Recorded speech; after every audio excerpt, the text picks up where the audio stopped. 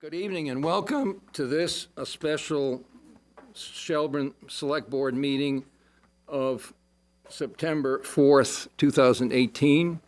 This meeting, originally scheduled for August 28th, was rescheduled until this evening for reasons of our failure to properly notify it. The first item on the agenda is to call to order. The second item is approval of agenda. Is there a motion to that effect? So moved. And a second? Any discussion? Any discussion in the public? Hearing none, seeing no hands. Those approving, please signify by saying aye. Aye. And those opposed, nay. The ayes have it. The next item is to approve the meeting minutes of August 14th. Would someone like to make a motion to that effect? So moved. Moved by Mary, seconded by Josh. Any corrections, additions, discussion? I had one. All right. I had one comment on page 3, last paragraph before item 12. One typo. I think it should say if the completed application had been included, or has been, but I think more importantly, what I was trying to emphasize was that to the extent there's a corporate entity or an LLC that applies, we should be privy to the individual applicant as just part of our diligence for conflicts purposes. So I don't know if that was reflected accurately, but maybe if we just said completed application with individual names for any corporate owner applicants. For the record, that's all. Satisfactory to everybody? We incorporate that as a friendly amendment. Hearing no objection. Those approving, please signify by saying aye. Aye. Aye. And those I abstain. Colleen abstains, and those opposed, nay. The ayes have it. The next item on the agenda is Select Board comments. And I will preface my introduction to these comments by noting that we have organized the agenda tonight to provide Colleen and me opportunity at the start to respond to public concerns regarding her recent meeting absences.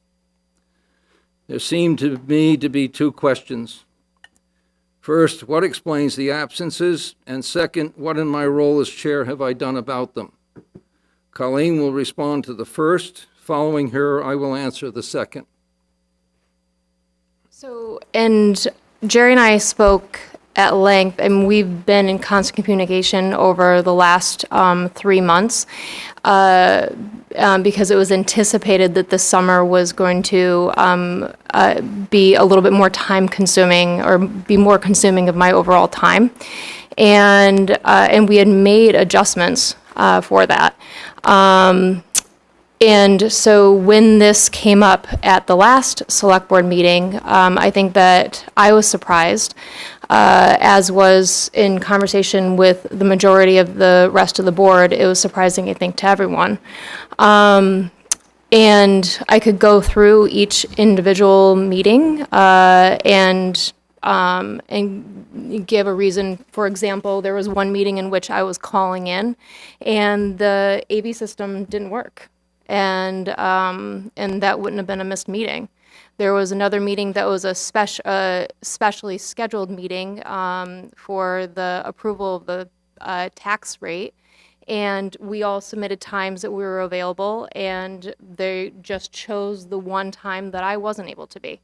Although there were 2 other times in which there was a quorum available, including me, the one time that was chosen was the one that didn't include me. And then the last meeting was a family emergency, and I don't feel obligated to share any further details about it. And, you know, there is a provision in the that's left up to the chair that he could ask for a resignation. This came up last year when another board member missed 10 meetings last year. And I remember this coming up, and I wasn't in support of a resignation. or asking for a resignation, mainly because we're all volunteers, and it was for the peace of the board and not creating more drama where there might not be any.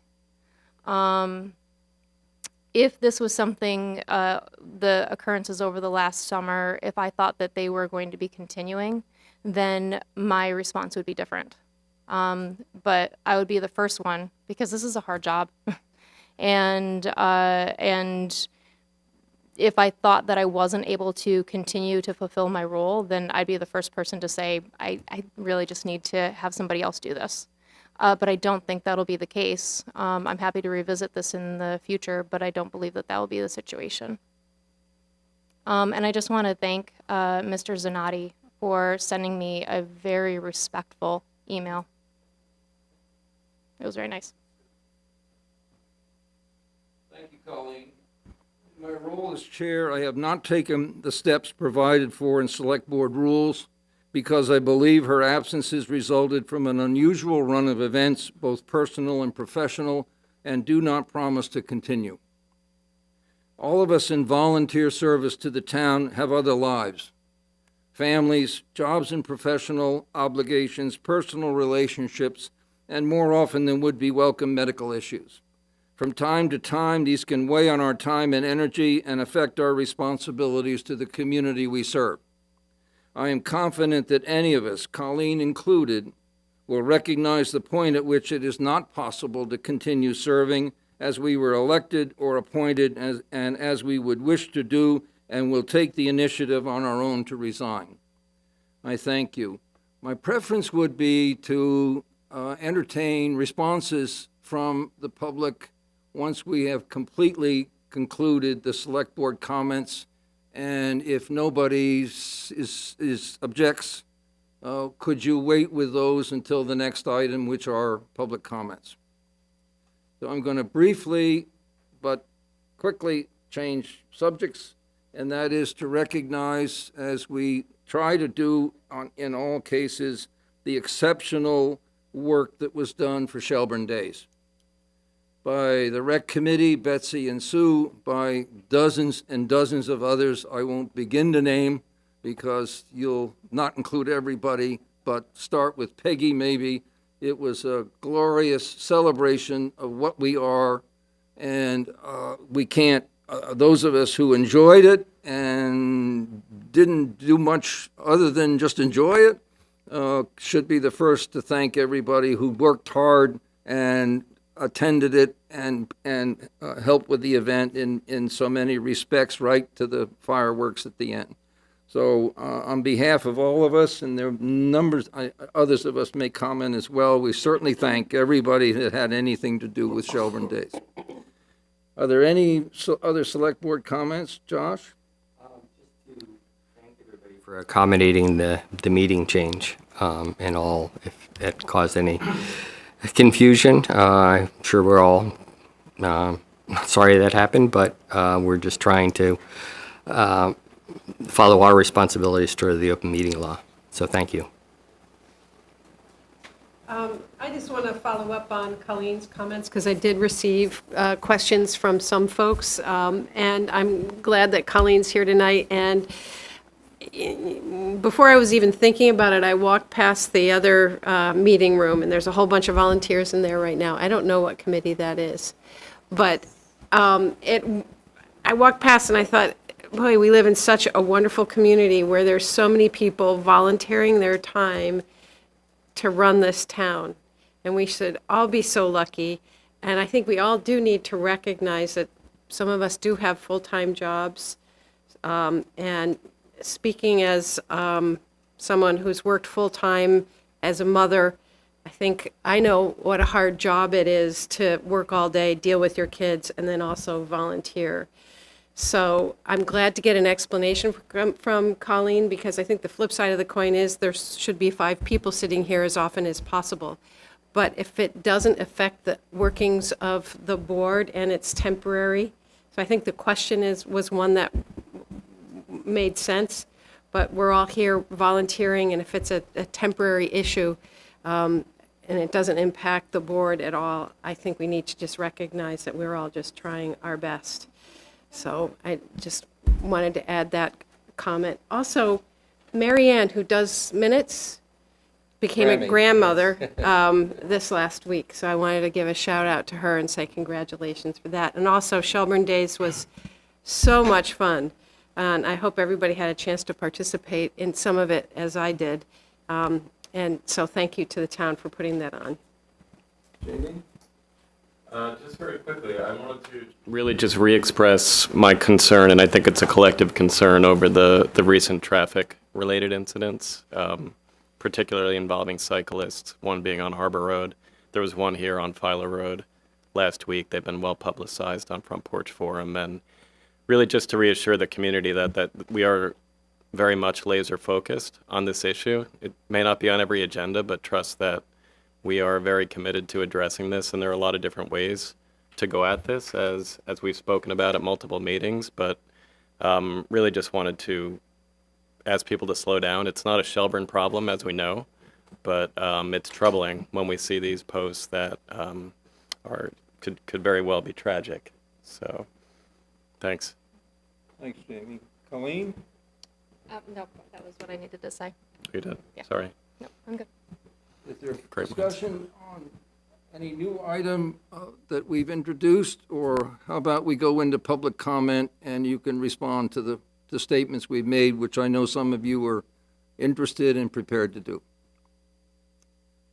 That being the case, the next item is public comments, and You have Dr. Metz? Dr. Metz. Yes, can't miss you.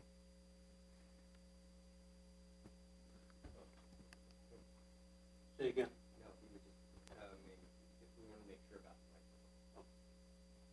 I wanted to speak to the cycling issue. And I hope that the record will show that we have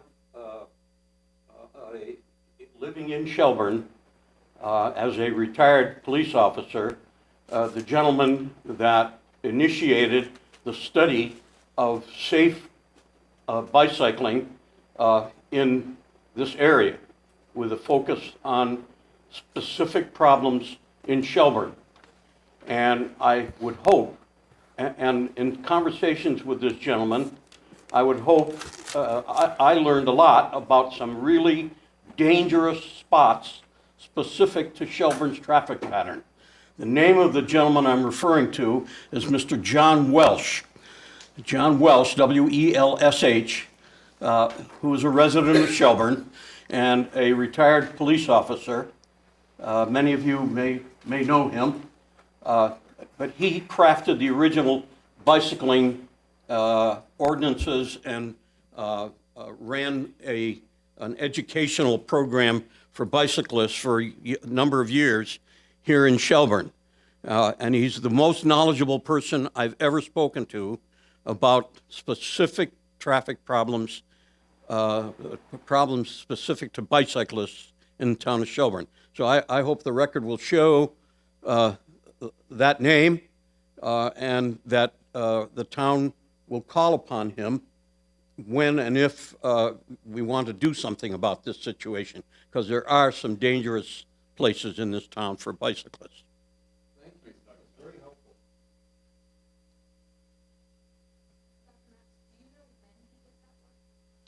helpful. I'm sorry, but I don't. It had to have been at least 15 or more years ago. But he's very amiable to conversation, shall we say. That was very polite. That seems to run with retired police chiefs. Probably board members, too. Thank you very much. That's very helpful and new to me, and I'm sure Lee's picked up on that as it is. Tom? Tom Zanotti. Just to piggyback on these recent communications about traffic, could we get an update as to where the analysis of the various town plans, engineering studies, et cetera, sits? I know Josh and Lee, you were going to be working on that. Begun that analysis. Any time frame as to when you might begin that process? Well, if the hamster wheel could slow down a little bit, Yeah. we haven't forgotten about it, Okay, all right. and it's not an intent to let it No, ride I or ignore it, understand but that, yeah. Okay, thank you. Thanks, Tom. Anyone else like to comment? Thank you. The next item is the town manager report. thank you. Just two brief items. Again, I'd like to echo everyone's thanks and celebration of Shelburne Days. It was a wonderful celebration of community, and I hope we can maintain that positive spirit going forward. The other aspect is, as everyone knows, the new library town center project has begun. Demolition it will begin sometime next week. It's going to become a very active construction site in the very near future. And we know that historically, coming through this site has been a commonly used shortcut for children going to and from school, for pedestrians and other cyclists. But we really ask folks to try to stay out of that whole area. Again, it's going to be a very active construction site very shortly.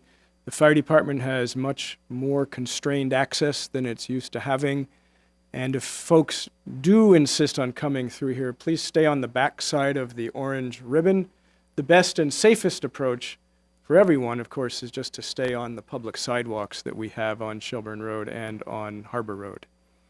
So just wanted to put that out there. We're talking to the school, asking them to put messages out, and we'll continue to try to ask folks to be very cautious or avoid the area as much as possible. Thanks. Thank you, Lee. Any discussion? Any comment? The next item is an appointment proposed of Roz Graham to the Dog Park Committee. Roz is with us. Always. Lee, do you want to? Roz is here. I think everyone knows her. She has participated for quite a bit of time in the Dog Park Committee's activities. She's now asking to step forward and become an official part of that group, along the lines of what Mary was speaking, welcoming more volunteers and more energy to community committees. And We have a Perhaps. new, the chair is here as well, I believe, of that committee, who I understand is fully supportive of her candidacy for this position.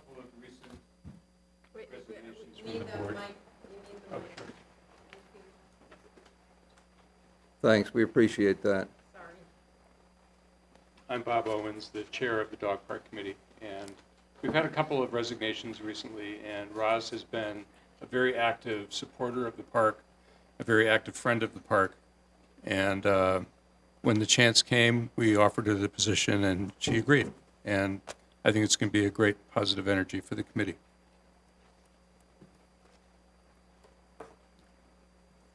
We couldn't be more honored, honestly. Roz, you don't even yeah. have to make a statement. Yeah. Ask me something. I mean, I wrote the whole speech. But- here, you may as well take the Yes. and say a couple words Yeah, I wouldn't waste it. please. Never miss an opportunity to tell my story. Part of what's, I'm not sure if people are as enchanted with amazing coincidence kind of stories as I am, but this all started with one in probably 2010 when, working at Shelburne Farms, we were having our annual agonizing session over what to do about dogs at the farm. And I glibly said, well, what we need in town is a dog park. And Alec said, Roz, you need to talk to Fred Tabali, because Fred's been saying what we need in Shelburne is a dog park, and he's got a piece of land that could be the dog park. That same week, this is where the really coincidency thing happens. The same week, there was a story in the Shelburne News quoting Bob Bick saying, we should get a bunch of people together to talk about having a dog park in Shelburne. All of those things, needless to say, it took almost 2 years, but it turned into the dog park. So a lovely example of everybody in town sort of putting in their piece of the good idea. And so I was involved from that very beginning. Had a meeting with Fred Tabali and Bob Bick standing out by the power station there saying, there's the land right over there, and wouldn't that be cool? And Fred telling us this amazing tidbit, which I'd never heard, which is that you can get an app on your cell phone that tells you where the nearest dog park is. And Fred and his wife traveled all over the country, and they were always looking for the nearest dog park. Over the years, from then until now, the number of times that people from all over the country came here because they presumably followed the app and said, this is the most beautiful dog park we've ever seen, especially when you compare it to your usual square field of bare grass with the trees and the windy paths and the benches and so on. And so until a year and a half ago, it has been our beautiful dog park. For a large hunk of that time, I was on the board, but I sort of timed out and was doing other stuff. Now, facing the new crisis, the new dilemma, I am motivated to ask that you allow me to be an official member of that committee again, to see if we can find a good solution to the challenge that we face. Thank you, Ross. Thank you very much. Questions? Yeah, are you going to bring back the calendar? Well, one of the other founding people was Sarah Blum, and Sarah was the person who knew how to do that kind of thing. So first, I suppose we'd have to find a way to get Sarah to move back from South Carolina. But I'm sure if we really worked at it, If anybody can. we could work on that too. Okay, Bob? I just want you to be aware of the honor that you have of being the inaugural applicant for our new CBC the appointment CBC. program. And with the form to fill out and Yep, everything. and so I think that needed to be recognized. I'm sure we didn't prepare a certificate, but I think you can. Well, I am honored. Thank you. I don't want to sound mechanical, but regarding that, I'm going to assume you're comfortable anticipating participation in at least 75% of the meetings, and that you're current with town obligations. My taxes and my trash. Yes, Well, we're delighted to have you. thank you. I think you enjoy the full support of the board, and second time around may be as much a charm as the first, let's hope. I hope, So- I hope. Is there a motion to appoint Roz? Mary moves. Second. Second. The term would be For three, She's filling an existing spot, so it would be Oh, whenever good that point. term ends. Are we trying to sync up do we know? at this point, or are we just filling the current vacancy? For the unexpired term of. Right. Let's leave it at that. Good point. Okay. Good point. Thank you. Thanks. Presuming that's- Any comment, any discussion? Hearing none, those approving, please signify by saying aye. Aye, and those opposed, nay. The ayes have it unanimously. Thank you, Ross. Thank Thank you. Thank you both. The next item is the request of the Stormwater Advisory Committee to warn a public hearing for September 25th regarding the proposed stormwater ordinance and fee structure. Ann Janda, who's played a critical role with the so-called SWAC. Our colleague Jamie has been a board representative to that body. Chris Robinson is the chief staff person. I see at least four other SWAC members, we appreciate their involvement tonight, maybe more, but in any case, thanks for all of you for coming. I'm going to introduce the subject by saying that with the compression of time from the 28th to tonight, which in effect took a week away, and with a series of questions that I have and I suspect my fellow members have, I'm favoring focusing on October 9th as the hearing rather than the last meeting in September. I'm hopeful that we can overcome any concerns about schedule and time and administrative convenience in order to do that. That's for openers, but let's start around. Josh? Sure. I guess I can start. I've got a lot, so I can do sections and pass it on and then go around. But I think if any of you have read this, it's quite impressive as to the both the complexity and the things that have been addressed in here. And certainly, I'm very much in favor of the getting a handle on the stormwater issues, even though, I mean, a lot of this is mandated, but I think it's certainly the right thing for us to do. I think in a lot of ways, my preference would have been to deal with this as a regional issue rather than a town-by-town issue, but I don't think that's going to happen, maybe sometime in the future.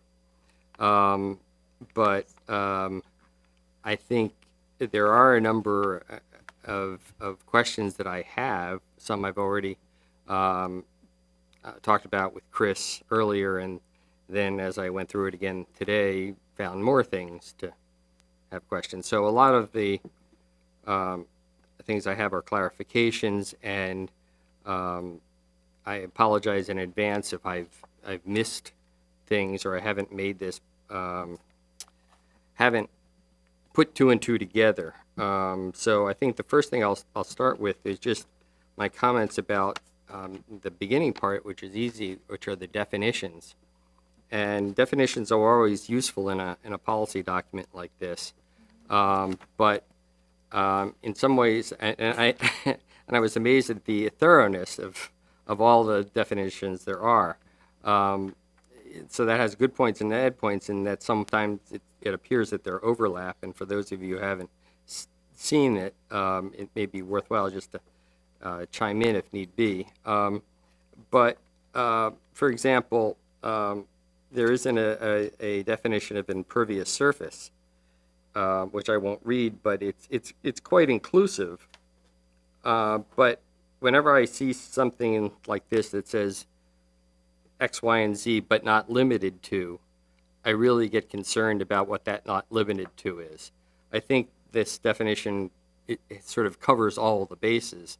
And so not limited to, it seems to be a catch-all that anybody in the future could put whatever they wanted into. So I have concerns about that kind of language. Mr. Chair, before we get into individual comments, could I suggest that maybe we tee it up at a 30,000-foot level for the audience and for the folks watching, so that people great. can level set, and Sure. maybe if you don't great. mind pausing No, on the absolutely. comments, then we can revisit. Kind of a high level. I think so, presentation. yeah. Sure, do you want to have Yeah. We have an the benefit executive of- summary from the We have the committee? benefit of experts here in the room who, yeah, I think that would be helpful for Why the don't we do community that? and That's for great. everybody, just to sort I of, think And then we that's can very good. return to yeah. comments. I think what we were trying to do was address the situation of having lost a period of time and giving some flavor to the committee of what the various concerns were. This is really the first opportunity, but that's a much better idea. And how would you like to proceed?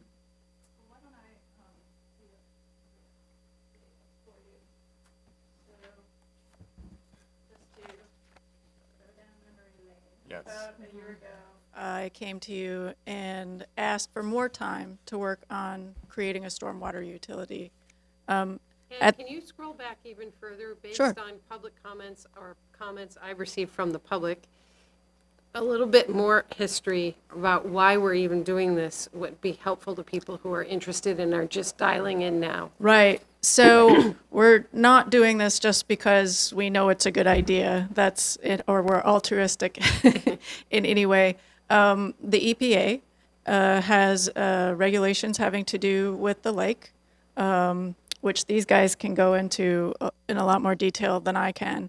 But the town is on the hook for the Monroe Brook Flow Restoration Plan, which is between $3 and $4 million we're on the hook for. And a phosphorus control plan. I don't know, we don't know what the cost of that is going to be yet. The state is causing us to have a stormwater permit. We have to pay to have the permit, and then that means they regulate us to make sure we do these projects that are in the flow restoration plan and the phosphorus control plan. I don't want to get too deep into the weeds, but because of regulation, we have to do this. And we can either pay for it on the tax rate, which is fine. The tax rate will go up. Or we can create a utility where potentially the costs could be spread out more equitably based on commercial properties paying for the amount of impervious surface and nonprofits also paying their share. So I'm going to hand it over to Chris Davis to present to you. But so a year ago, we came to you and we said, we need more time to do this. We looked at how other towns have developed a stormwater utility, and they all said it's very important that you have this committee, this Stormwater Advisory Committee, and that you do a lot of public outreach. And so for the last year, we've been working on this project with some hardworking committee members. This stuff is really hard to grasp. As you can see, there's a lot of detail. Tom's an expert from South Burlington. Tom DePietro is South Burlington's Deputy Public Works Director, and probably the person who knows the most about stormwater in the state, has also been working with us. We've developed materials based on South Burlington's model. And we're coming to you now with what, on the time frame that we had suggested a year ago, to suggest that now we've done all the work, we're prepared to have this public session now where we can vet an ordinance. With that, I'd like to hand it over to the Vice Chair of the Stormwater Advisory Committee to give his perspective on it for you. Okay. Thanks, Bruce. All right, so I'm one of the Chris's on the committee, and thank goodness we have Chris Robinson here, and Tom, and Ann, and Peter. Sure, Chris Davis, yes, Chris Davis. The previous select board appointed a committee of 7 or 8 of us, made up of a farm community in town. I work at Meach Cove. We had some business folks on the committee. We had civil engineers on the committee. We had town staff on that committee. We had Marty Illick, who's the chair, couldn't be here tonight. She's still recovering from surgery, but the point is Marty, very familiar with stormwater issues because of her work at the Lewis Creek Association. But the point of the story is we brought together a group at the behest of the previous board to basically take a look at all the work that had been done so far. I think, it's in the executive summary that Ann prepared for you, which is an excellent document, by the way, to recap. So I'm not going to read from that, but the point is, previous select board decided that taking the advice from a couple other towns who were struggling with how do you pay for stormwater improvements and permitting and all the other requirements coming down and more being added every year by both state and federal agencies that are trying to, deal with that. And the towns that have what's so-called MS4s, which I did learn is sewer, stormwater, all the 4 S's, right? Basically, they already have storm and sewer systems are the first towns in the state that are having to deal with the issue of additional things like the phosphorus and like stormwater. So that's why Shelburne, and Ann mentioned the Monroe Brook. Well, that just is one of the first issues that the state brought an impaired waterway in town. There will likely be others. I think we already know. I mean, there's going to be either with the La Platte, it'll be McCabe's. There's phosphorus issues for all waterways. There'll be salt issues. This is all coming down the pike. So the members of the committee, and many of us knew little or nothing about stormwater, any of the definitions you started to read here. In fact, I think some of us on the committee were saying, hey, we better start every document we do with the definitions, because the folks have been trying to deal with this for a couple of years, and including the state use these acronyms, and I'm not even going to go into it. But the point is the definitions there are trying to be helpful to anybody picking this document up so it could be a user-friendly document. And then it was really a case of coming back to your board, the previous board, and now this board, to say, do you want us to continue to go through the problem? And a bunch of us coming onto this board were not sold on the idea of a stormwater utility. We made the staffers go back to the drawing board. I guess we kind of say we reverse engineered it, or what do they call it, sum zero engineering, where you build from the bottom up, because those other committees said, are you sure this is the way you want to do it? And maybe there are other ways, and what have other towns done? And the staff was incredible at coming back to us with information from the other towns that have already been trying to deal with this. Some of them, like South Burlington and Tom, have been involved for multiple years ahead of Shelburne with trying to get ahead of and get on top of how do you pay for these expensive upgrades to try to mitigate the nutrients and sediment and what have you that's running off our road surfaces, our parking lots, what have you. So that being said, the step progression was come back to say, do you still want us to continue, and where that wanted to go. And I think it was either your board reaffirmed earlier this year, I don't have all the timelines in my head, but I want to say it was February, March, your board reaffirmed, yes, we like what you've done so far. We like the idea that we're coming up with a model that's going to reflect a utility model where there will be a system very much like what some of the other towns in the area have done, Williston, Colchester, South Burlington. So we're not trying to reinvent the wheel, but but having gone back to the drawing board and looked at all of the ways you could do this. And that's how we arrive at the idea for the draft ordinance you have and the credit manual that goes with it.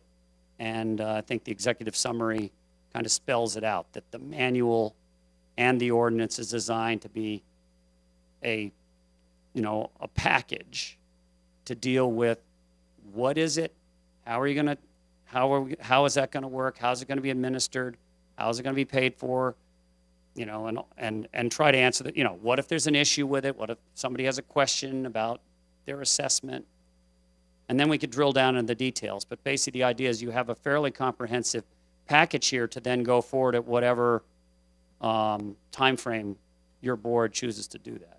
And this is also the opportunity for, obviously, input from others when you bring out a new ordinance for anyone in the community to try to understand what it is, and our job to try to help explain it. Is that pretty fair as a kind of an overview? So now we've got a bunch of folks here who can help us with the drill down if there are specific questions. Do you want to add anything, Chris? No, I think he did a great job. And Okay. the target, Chris, thank you. Thanks to the entire committee having sat on as the liaison.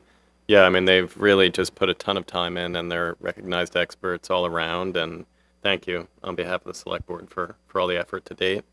We're working backwards, just to confirm, from, was it July 2019, is that right? The target date for launch? Okay, so the entire Gantt chart, the project plan is sort of anchored on this July 1, 2019 effective date. Hence, this coming before the board, I think September, right-ish, October timeframe. So we're on track, which is the good news. But as you've seen in the package, it's a relatively hefty document that's technical in many respects, and we'll get through it. I'm confident this board will get through it. I think what's important as we go through it is to make sure that the community understands what we're doing, why we're doing it, and the executive summary, I think, is a good start on that. But I think we'll probably have some more to-dos on that front as we get further along. So just wanted to also mention there have been additional meetings held with key stakeholders who have either large property interests or otherwise materially affected by it. So the outreach has been very extensive to date. Just wanted to let folks know that a lot has happened in the background and in separate meetings on the side. So it's not coming to the community tonight necessarily. It's been in motion for a long time, as Ann talked about. So I'll stop there. Yes. That's correct, yeah. The town attorneys reviewed it and everything was good on their end. I did want to point out sort of the timeline you were talking about, Jamie. We're bringing it to the select board at this point because the goal is to have the hearings through this fall, so if it gets adopted, we have time to work on the budget, because that's in December. We need to have that finalized. So rather than spend a lot of time putting a budget together now, it'd be nice to know for sure it's going to happen, and then put the budget together. So we have a rough budget out there, but it's also fair to say, well, they probably hear me, but the other thing for this board to be, and maybe you are probably all aware, that if you decide that this needs to take more time, then what that's going to mean basically is it will continue to be funded through the taxes, because the expenses of dealing with the stormwater you have ongoing right now are going to happen. I mean, cleaning the drains and maintaining some of the structures that are already out there that the town is responsible for. The Monroe Brook projects, some of those are capital projects that'll go out multiple years, but there's still work that's going to start on some of that. So, in other words, if you choose to push it out, that's fine. It just means it'll be paid for through the tax structure and budgeted that way, as opposed to doing this utility-based fee. And I just thought I'd just make sure we made that point, that we're not trying to rush anybody into this. I think you're kind of singing to the choir, because three of us were part of that former board that were very enthusiastic and urged this effort. You'll remember to a fault, because I thought it could be done by last December, and better heads prevailed, and it was clear that it was going to take more time. I want to maybe clarify for you where I'm coming from here. When you go to a hearing, there's very little opportunity there and thereafter to make changes. It's a time consideration, and it's an availability of resource consideration. The more we can do now in advance of a hearing to field questions that may arise that come from front porch, that come from phone calls, that come from an elbow in the Shelburne supermarket line, the better. I don't think anybody is expressing doubt or unhappiness with the effort, which has been stupendous. And the entire committee, and particularly Ann, are to be commended for what you've delivered as a product. But for example, there are administrative burdens to this, to the town, that have not only budgetary implications, but staff organizational implications. There's a wastewater superintendent identified in here who may be a quasi-judicial authority, figure, who certainly is going to be spending more time doing that than that person's spending now. That's an issue that doesn't get reflected in content or definitions or the actual process. But it's an important issue for taxpayers, for ratepayers, and for budgeting projects. Because capital projects in stormwater also require likely that same individual, much less running an operating system. So what I expressed initially as a concern is to be sure we have the time to address areas that may not have been, that are not precisely content to the ordinance, but that bear on the ordinance's role in future Shelburne life, not only in terms of compliance and conservation and measures themselves, how much enthusiasm we're going to be able to generate for measures. And Josh has introduced the blue experience as a supplement, to consider. But we have some concerns about the administrative burden, and those, I think, underscore some of the questions that some of us have expressed. But I don't want those to be misinterpreted to be unhappiness with the effort first, or with its intent, and with the eventual product, which I'm sure will be a utility, or I would think will be a utility. And with that, do you want to continue in an over? Yeah, no, I think that was a well-deserved and I think a very helpful overview, that whatever I'm going to say needed that context. And I would echo what Jerry says. Nothing I'm saying it has any negatives for the process itself. It's just trying to clarify, both for me, the board, and the public, as to what this all means and how it gets put together.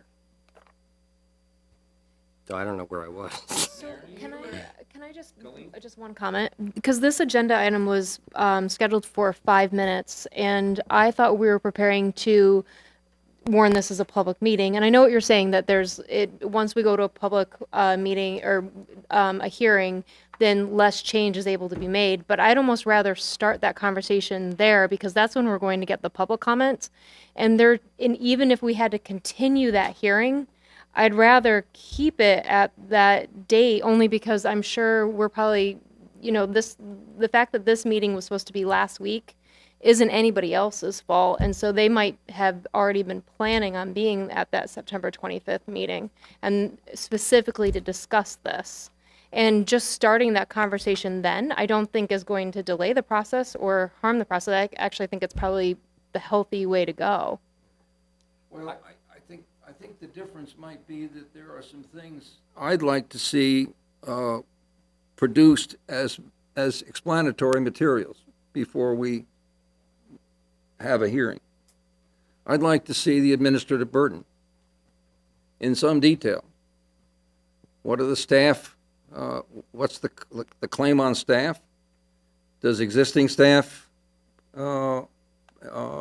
is the existing staff organization adequate to the task this imagines? What are the administrative burdens in collecting the fees? Why an increase? Why that might not have been a consideration to do anything over 5 times the mean rather than the proposal? What the administrative experience has been actually in Colchester, and why a second tier couldn't be considered here? There seem to me to be a number of questions that I would like information about before a public hearing, or even the initial on 25th. That's why I'm recommending we schedule the hearing on October 9th and ask through Lee for these additional pieces of information. Mr. Chairman, I'd like to make sure that if we do move the meeting, I favor Colleen's approach. If we do move the meeting, I'd like to make sure that all of the members of the SWAC can be here on October 9th. I think that would be important. And I also think that insofar as this was scheduled for 5 minutes, maybe it would be all right for each of the members who have questions to email them to Ann, so that the members of the committee can be prepared to answer them, rather than go through item by item, because we'll be here for, I'd say 5 hours instead of 5 minutes if we do. Oh, that absolutely. that way. I'd also just add, I agree with you. I think it would be helpful for all of us to see everybody's input, right? Like collectively, I want to hear what Josh is concerned about, not just having it communicated to staff and then somehow translated back. So I think having us somehow get visibility to the collective input would be helpful. And I agree with you that there needs to be some kind of additional FAQ prepared as a result of all the inquiries that have come in. Jerry's included, the questions that you guys are fielding week in, week out. about the conceptual structure of this, I think would be helpful for the community at large to understand what are other people worried about. Yeah, I mean, certainly I've heard, and some of my comments would reflect on comments that I've had, but, you know, I do think there's a different point of view than of going to a public meeting. I look at this point, our activities are as working sessions. I would like to see us not get to a public session before we have a document of which everyone's comfortable with, and that's necessarily, I think the role of the public meeting is to get public comments.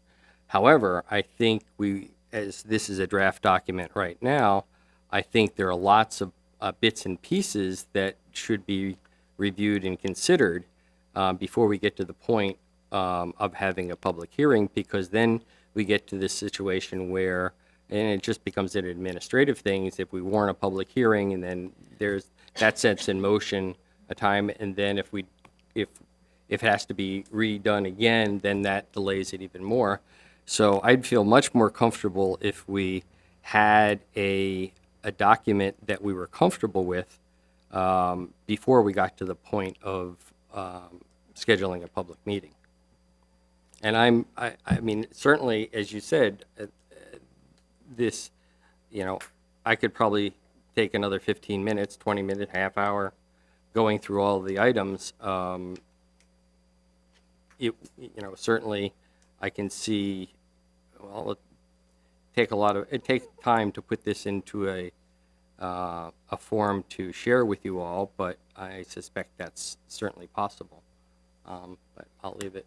How about is it agreeable with you that we send them to Ann, or do you want to organize that yourself? Ann's been handling that. That makes good sense. Are you agreeable to get a bunch of comments? Well, I think How about- I would feel comfortable sending it to the select board as well as Ann. So everybody. Well, I'm assuming that Ann will copy us. Is that a reasonable assumption? That she'll keep us That's fine. advised? Violating OML? Yeah, I think that's a better way of doing it. If we Well- send it to Ann and then Right. she sends it out, I think that's Yeah. a better way of handling it. Because then Ann could also collate those. If three members hypothetically have the same question, then you only need to see it once. Yeah. Okay, is that agreeable? How about members of the committee? Can you make October 9th as easily as you were going to make September 25th? So there's only 2 committee members here tonight. Mike Dermott's here with us, and Chris Davis.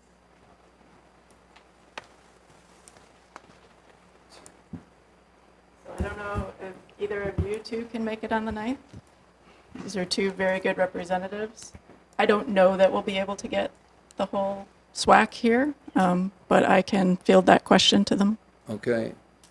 I thought Tom was a member. Okay, let me rephrase. No? Sorry.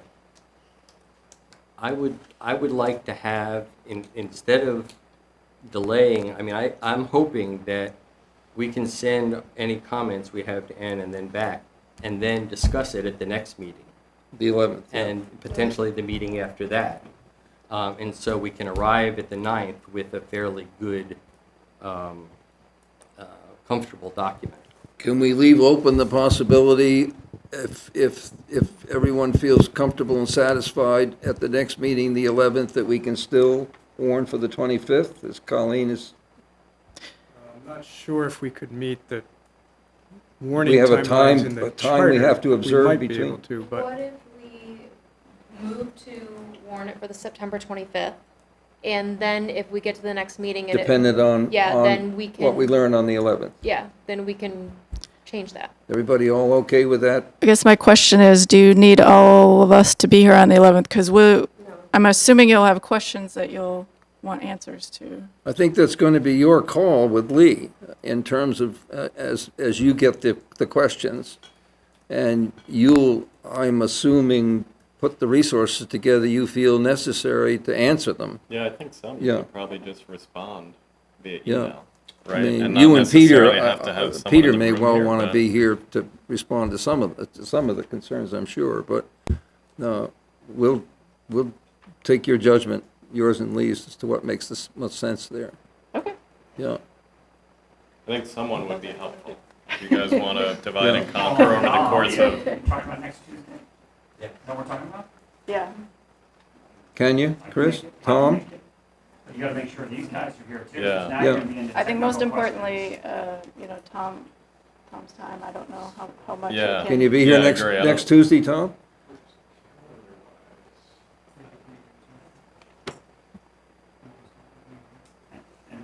Please, And is the idea that we're gonna be thank you. So I guess a it, revision of the draft from select board questions or a review of select board input or what's Yeah, I think happening that's next probably the Tuesday? idea, is you'll get input from 5 of us, and then it will somehow be consolidated, whether it's margin comments or other, bracketed suggestions, and then it'll probably be discussion items Okay. with the committee, just to talk about. so I do want to say before you start that process, just so you know, that the ordinance was based on South Burlington's ordinance, which has been in place for 11 years. Is that right? 12 years? 13 years?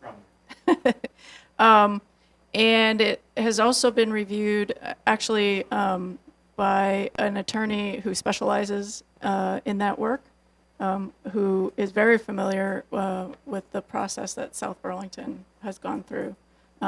And it's been vetted in probably, I don't know, half a dozen SWAC meetings by all members, all 7 members. Yeah, of and the I've SWAC. already provided my input, so you're talking about 4 additional. Yeah, there, Yeah, I mean, mine's, My yeah. feeling is that our job is not necessarily to reinvent the work that you guys have been spending Not months that No, we're on. not, exactly. not that we're Yeah. not open to it, but I I don't just think- wanted to give you the foundation. I don't Yeah. think most of the questions are going to be specific to the content of the ordinance, so much as they are to its administration, Right. and secondly, to its impact on the community. So I don't think the body of the ordinance itself, the technical content, certainly not the manual, except for those who have special abilities and experience in the fields.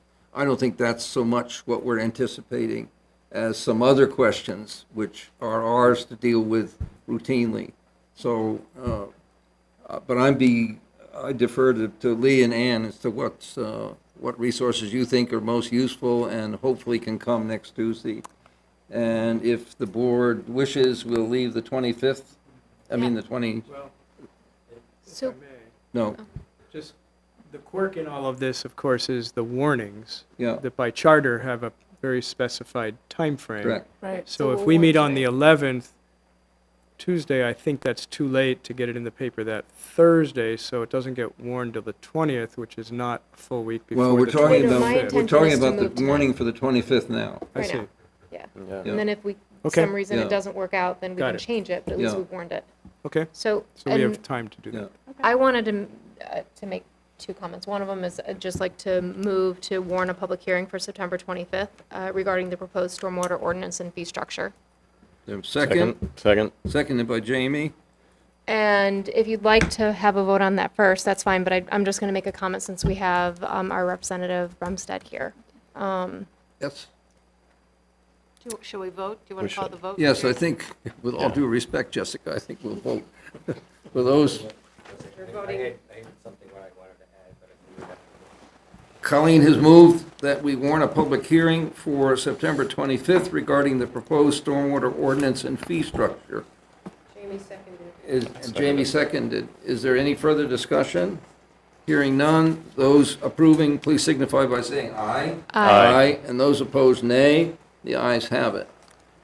So, our representative's here, so, and I know you've heard me say this before, but I'm just curious what conversation happens about the fact that most of the burden of stormwater and its correction seems to fall on the towns that border Lake Champlain. And, Josh mentioned that he thought this should be regional, and my feeling is this should be statewide. And the entire state drains into our waterways, that drains into our lake that we're then responsible for, where 80% of our property taxes goes towards the school budgets for the state. And so we're very lucky. We live in an affluent area, and most of that 80% that we pay goes towards other school districts, not ours. But yet, when we are burdened with this incredible amount that we have to come up with, there's no help from the rest of the state. And I'm just wondering, is that conversation, has it happened? Has anybody brought it up? Where's it going? I'm sure the rest of the state's kind of like, yeah, forget it, but. I would say that this conversation has happened and happens over and over and over again. And want to repeat, give your name. oh, right, sorry. Jessica Brumstead, representative for Shelburne and St. George. And so this issue does come up, and we talk about it a lot. Also, the committees talk about it even more. And I'm unfortunately not on that committee. However, just recently we declared Lake Carmi essentially a disaster area, and then that meant it got all kinds of grants. And I stood up on the floor and said, well, what about Shelburne Pond? That's pretty bad too. So if we start, and that's just an example of how, what's interesting is that the next day in committee, they talked about Shelburne Pond, they brought a bunch of engineers in, and they found out that that's pretty bad too. And so we would qualify for grants. So my point being that there are a lot of grant funds out there, and with the previous administration with Joe, we did work on trying to capture some of those grants, and I think Ann went after some of those dollars as well, and we were successful in a couple of areas. And we'll continue to do that. So the state has a commitment, I believe, and understands the difficulty that those bordering Lake Champlain have in meeting all of these requirements. But again, the state is taking all of this from the EPA. And so they're struggling too. And then you have all the towns like Manchester and so many other areas throughout Vermont that say, well, wait a minute, why should we pay for it? So we talk a lot about, well, it's all part of the water. You have some of the rivers and tributaries that are feeding in. And so we all need to be in this together. You also benefit from the tourism. There's so many issues, and I do believe that that we all struggle with it. All the representatives and all the senators are trying to figure out what is that right balance. And so the conversation continues to happen. I don't have any specific answers. I can check around again some more, and if you want to talk with some folks who really are involved, people like Senator Lyons, who has been here before and spoken with us, as well as the treasurer, Beth Pierce, folks who have been working really hard on it, I'm sure would be happy to talk some more about it. But we do a lot of talking. I'm hoping that this year we'll see more action to help. Thank you, and sorry to put you on the spot. All set? Or any other comment in the public? All right, thank you. Yeah, we did, yeah. Oh, I was just saying, so we can also in our, I have some other ideas of what we can bring up on for the next thing. I can either bring it up now or just send it to all of you. Yeah, so we have a process everybody's comfortable with, and thank you for coming, for sure. Chris, Tom, Chris, appreciate the effort. Next item is the end of fiscal year budget review, auditor's recommendations, and contract services review, which Peter is going to lead for us.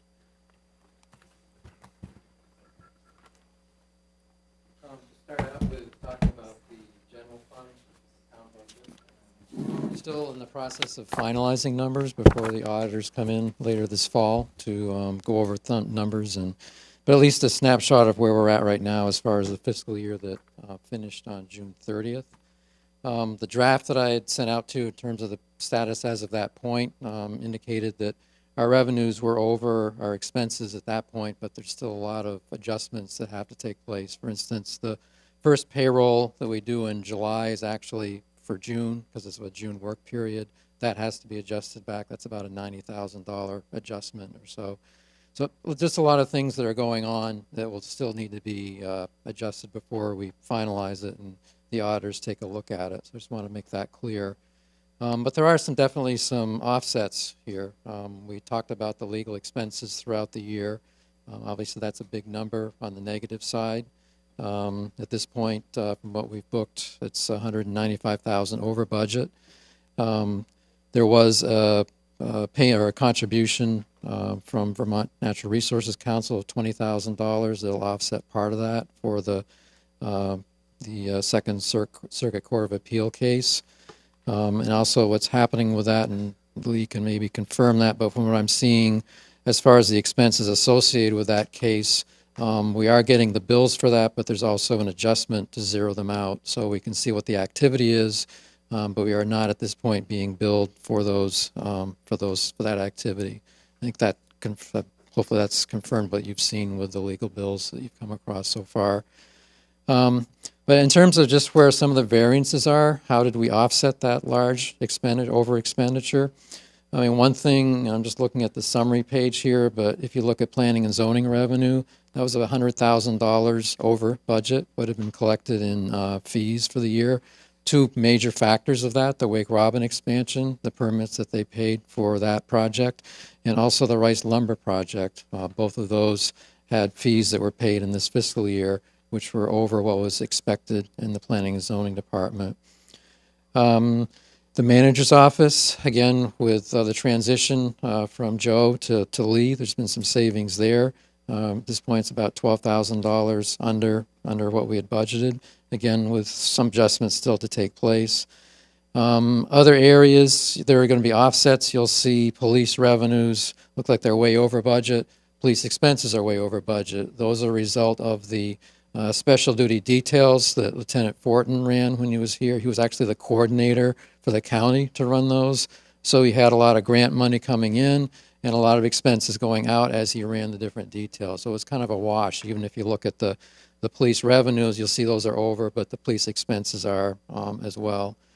As far as other areas where I didn't see offsets, some of the smaller areas, we did tell department heads to try to cut back wherever they could for the rest of the budget year, and a lot of them did respond to that. Buildings and grounds, about $17,000 under budget. That's good and bad. It's deferred projects that we had hoped to do. Some of the painting, if you look at the trim of this building, hope to do that, but again, try to defer that to another year, things like that. Fire department expenditures, if you look at those, it looks like they're way under budget, but they had budgeted for a $170,000 grant to replace radios. They weren't successful at getting that. So that's $170,000 less in revenue, but $170,000 less in expenses as well.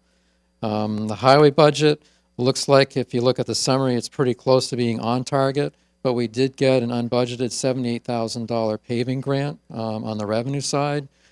Again, Paul doing what he does as far as kind of waiting to the end of the year before he does his major projects, which he's probably going to regret doing because we keep going back to him every year saying, can you save us some more?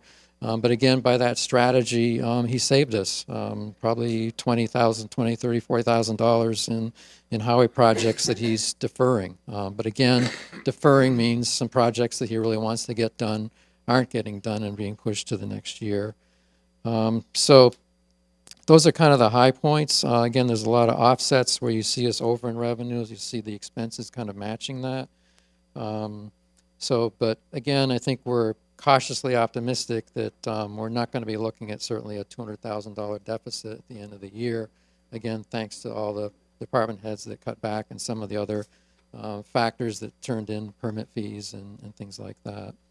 So that's where we ended up with the general fund, or actually where we're at currently with the general fund. I don't know if you had any specific questions about the text. It's on the status report is on the website. There's a lot of information there. But certainly if you have questions, and again, it's still a moving target. It's not been finalized, so but that's where we're at this point. So any questions on that part of it? Just a really quick one for Lee and yourself, Peter. Are we going to stand a chance to recover some of those storm expenditures through FEMA? Yes, we have begun that process. There was an applicant briefing roughly a month ago in which I participated, which was required in order to do that, and then eventually FEMA will come to town. Peter and others had already worked to assemble much of the information we would need to demonstrate materials, time, manpower, expenses. So we are hopeful that we will qualify for at least 75% reimbursement, which would be $35,000 potentially. But that process, having helped communities work through that, it's long and arduous, but we will persevere. Great. That's, as Lee said, most of the damage, physical damage was in the cemetery. The rest of it was basically clean up emergency services that night, and Paul Goodrich and his crew cleaning up limbs that were down. But fortunately, not a lot of infrastructure as compared to some of the FEMA events we've had in the past, ice storms and things like Yeah, that, and flooding. yeah. So, but yes, we expect that those will be coming in, hopefully, and whether they'll be booked in last year's budget or the year we're in right now, that's yet to be determined, depending upon the timing, I would say. It may well be fiscal 21 by the time that all plays out, but we will continue to work on that. Thanks. Yeah. Peter, maybe you said it and I missed it. Why are benefits up by so much, more than doubled? Part of that is an allocation issue. A few years ago, we transitioned from budgeting benefits by department versus in one section of the budget. And that's been kind of a struggle to get the payroll and everything else set up to allocate it. That's one of the to-dos that we have to do. I don't think the number is going to change, but it's going to get spread over all the departments. So it's a good question, and we're gradually, hopefully, working in that direction so that you'll get a status report that'll have that already allocated. But at this point, that's an adjustment to be made. Colleen, questions? No, thank you so much, Peter, for putting this together. Jamie? Other than, Peter, you mentioned on the legal services on the appeal, that's, the 43 is just shadow billing, right, for the services and not the 20K expenditure. The If 40, you look at the summary from I'm sorry, the 43 you're, the 43 on the Second Circuit appeal, Mhm. that should really be 20, right? Because the engagement was capped at 20K, so. Yeah, there was a revenue item of 20,000 coming in, so we're showing the expenses that have been paid, and then the revenue item of 20,000 coming in to offset that. That wasn't the 22.5 that we reduced to 20, was it?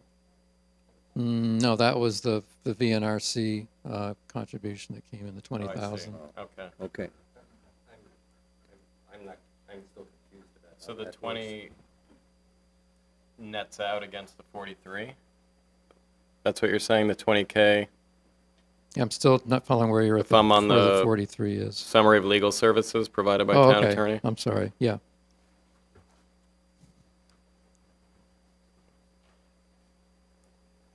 The 43,259 And where, which, oh, I've got you. Yeah, at the bottom? right.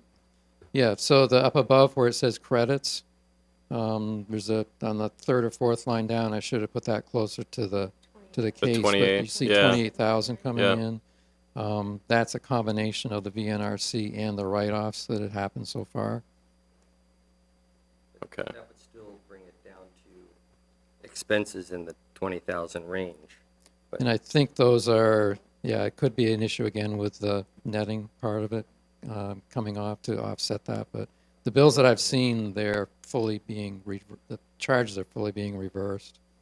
So there may Okay. be a different allocation I should have done there to show that. But Yeah, it's still confusing to me because my understanding was that all of the expenses for the appeal would be coming out of, would come out of the right, 20,000. and that's what the case, that's what's been happening. I've got to look at the numbers in terms of why they don't match Okay, up with that. that'd be But helpful. we did get $20,000 from VNRC, and the bills that I've seen so far coming in, it's charged, but it's also credited back. So, I'll try to clarify that better for you. Apologize for that. It's possible that there were some older bills because this is a fiscal year summary. So although it appears to be broken out specifically by that case, but there may well have been bills related to the prior appeals that led up to the Second Circuit So it wouldn't be surprising, given the time frame involved, that there were some older bills that are now reflected as expenses here. Yeah, I'll dig Worth into that a little checking. bit more and get you a better answer on that. Josh. Thank you, Peter. The other piece that was on the agenda was to talk about the auditor's findings a year ago and some of the recommendations. Quite honestly, I'd like to have made a lot better progress on that than we have at this point, but we have worked on certain areas. One of the issues that's they had brought up was reconciling cash accounts and having more than one person do that. With the transition from the treasurer's position to be kind of a full-time position to where it's part-time now, that's been a bit of a challenge as far as finding someone that can cross-check the reconciliations that I do or that Colleen does as treasurer. So that's something we need to work on, but it is something that we're aware of, and we'll try to look at what we can do to improve that. One of the recommendations, as far as we have a lot of electronic payments that we make. Rather than sending paper checks, just transfer the money electronically. Our banking system, software that we use requires 2 people to authorize that. And we have formalized that. Even though we were doing it in the past, it wasn't obvious to the auditors in terms of the paper trail they were looking at. So now when we have those transactions taking place and 2 people are authorizing the transfers of money to vendors or to wherever, there are 2 people that initial. One person enters the transaction, and another person actually uses the software to the bank to release it. So whereas before it could have been one person doing both steps, now we do have 2 people involved, and that is documented. So that should have been cleaned up at this point. Some of the other issues, again, reconciling accounts at the end of the year. We did incur some additional audit expenses this last year because of staffing issues and other issues beyond our control. We did have to have the auditors help out with the year-end adjustments and so forth, and that cost us some money. We're planning on hopefully minimizing that as much as possible this year, but again, just with everything else going on, sometimes it's hard to get the necessary reconciliation and schedules to the auditors when they show up, and in some cases they have to do that for us. We're not changing anything, but it's just a question of pulling together the information that they need. So we're trying to minimize that cost wherever possible. Those are some of the highlights. Again, there still will be some issues that we haven't resolved, but we're working as much as we can to work towards that. Can't disagree with what the auditors have pointed out. But again, just with limited resources, sometimes it's hard to get the list taken care of all in one year. But we're certainly aware of it and working towards getting it caught up. So if you have any other questions on that? Doctor?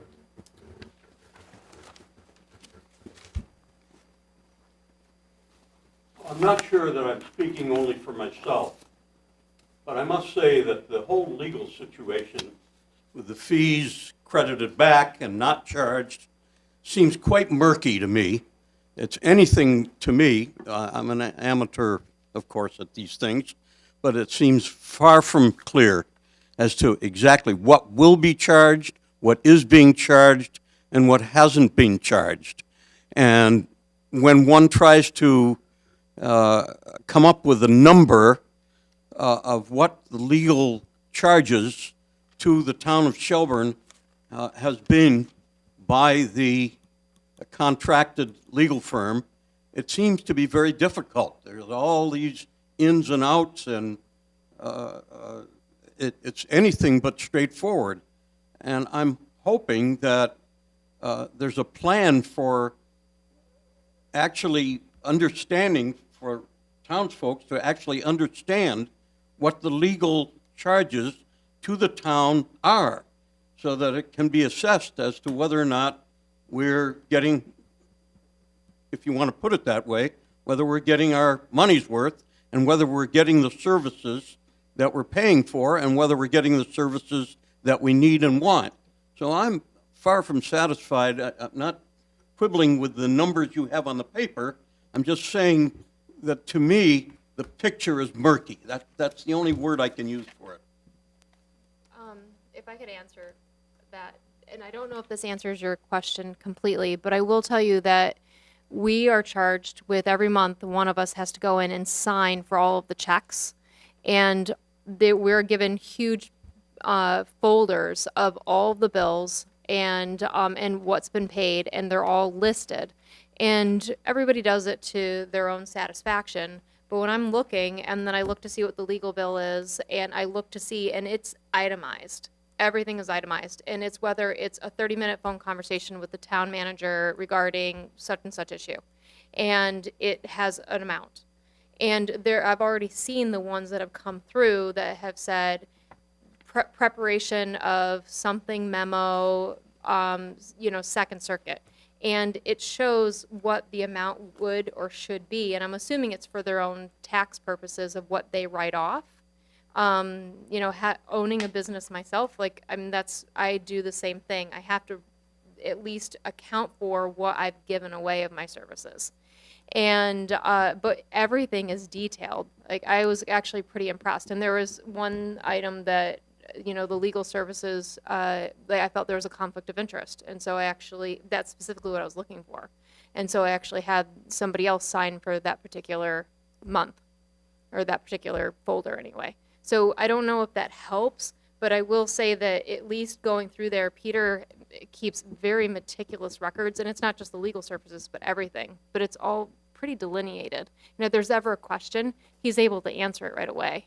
So as a consequence of the activities you described, could you, and putting together everybody's efforts, actually come up with a number that the legal services have cost the town of Shelburne in the fiscal year 2018?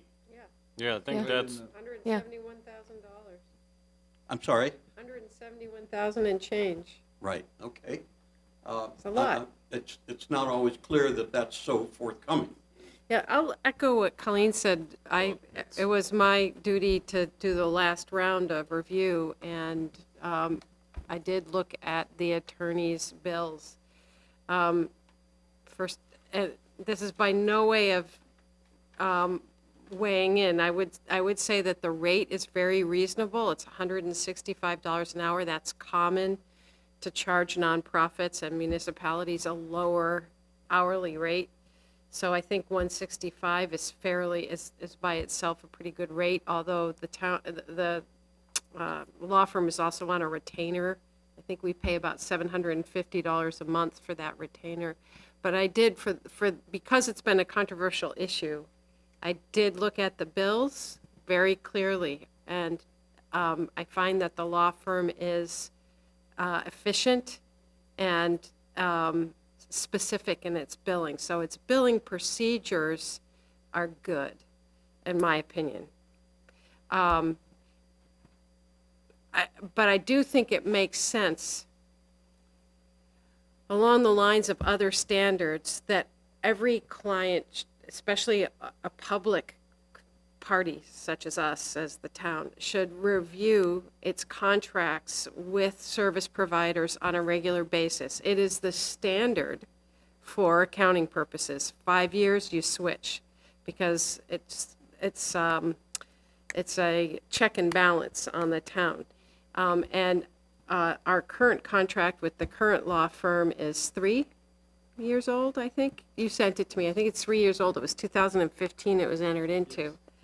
And I'm sorry, I didn't get that. the current contract with the current town attorney is edging up on 3 years old. It was entered into, I'm going to say it was February. I can look it up. I have the contract here on my computer. February, I think, of 2015. So it's 3+ years old. And it's going to be in the next year and a half time to review that for sure. There's no question that the town has expended enormous funds in the last couple of years, which is an obvious concern for members of the public and all of us. But it is coming down, and hopefully will continue to come down. But I do think it's worth reviewing all our service providers from time to time to make sure that we get the best possible bang for our buck and good service, and that you have that sort of check and balance so you're not using the same firms all of the time. And I think it'll be time to do that soon enough, certainly before my term is up here. So, yeah. Your concern may also be rooted, it could be rooted in the question of who turns on these services. It may not be quite a question of how much and for how long, but to what uses are they being put? And that's not limited to or exclusive to legal services. That could pertain to IT in the same manner. In other words, who's triggering an IT person to come to the town at a public cost by public contract arrangement, and to what end, and were there alternatives, and was Friday a cheaper day than Thursday, blah, blah, blah. And those are the kinds of questions that I think we're anticipating asking the town manager and staff, with an eye toward more clarification about who turns on the services, who reviews the contracts, and should they be renewed more frequently than a period of 3 years, for instance. And in the case of most of these contractors, the work is quite varied. In the case of the town attorney, we've had references already 3 times tonight to town attorney review on matters that were otherwise dissimilar.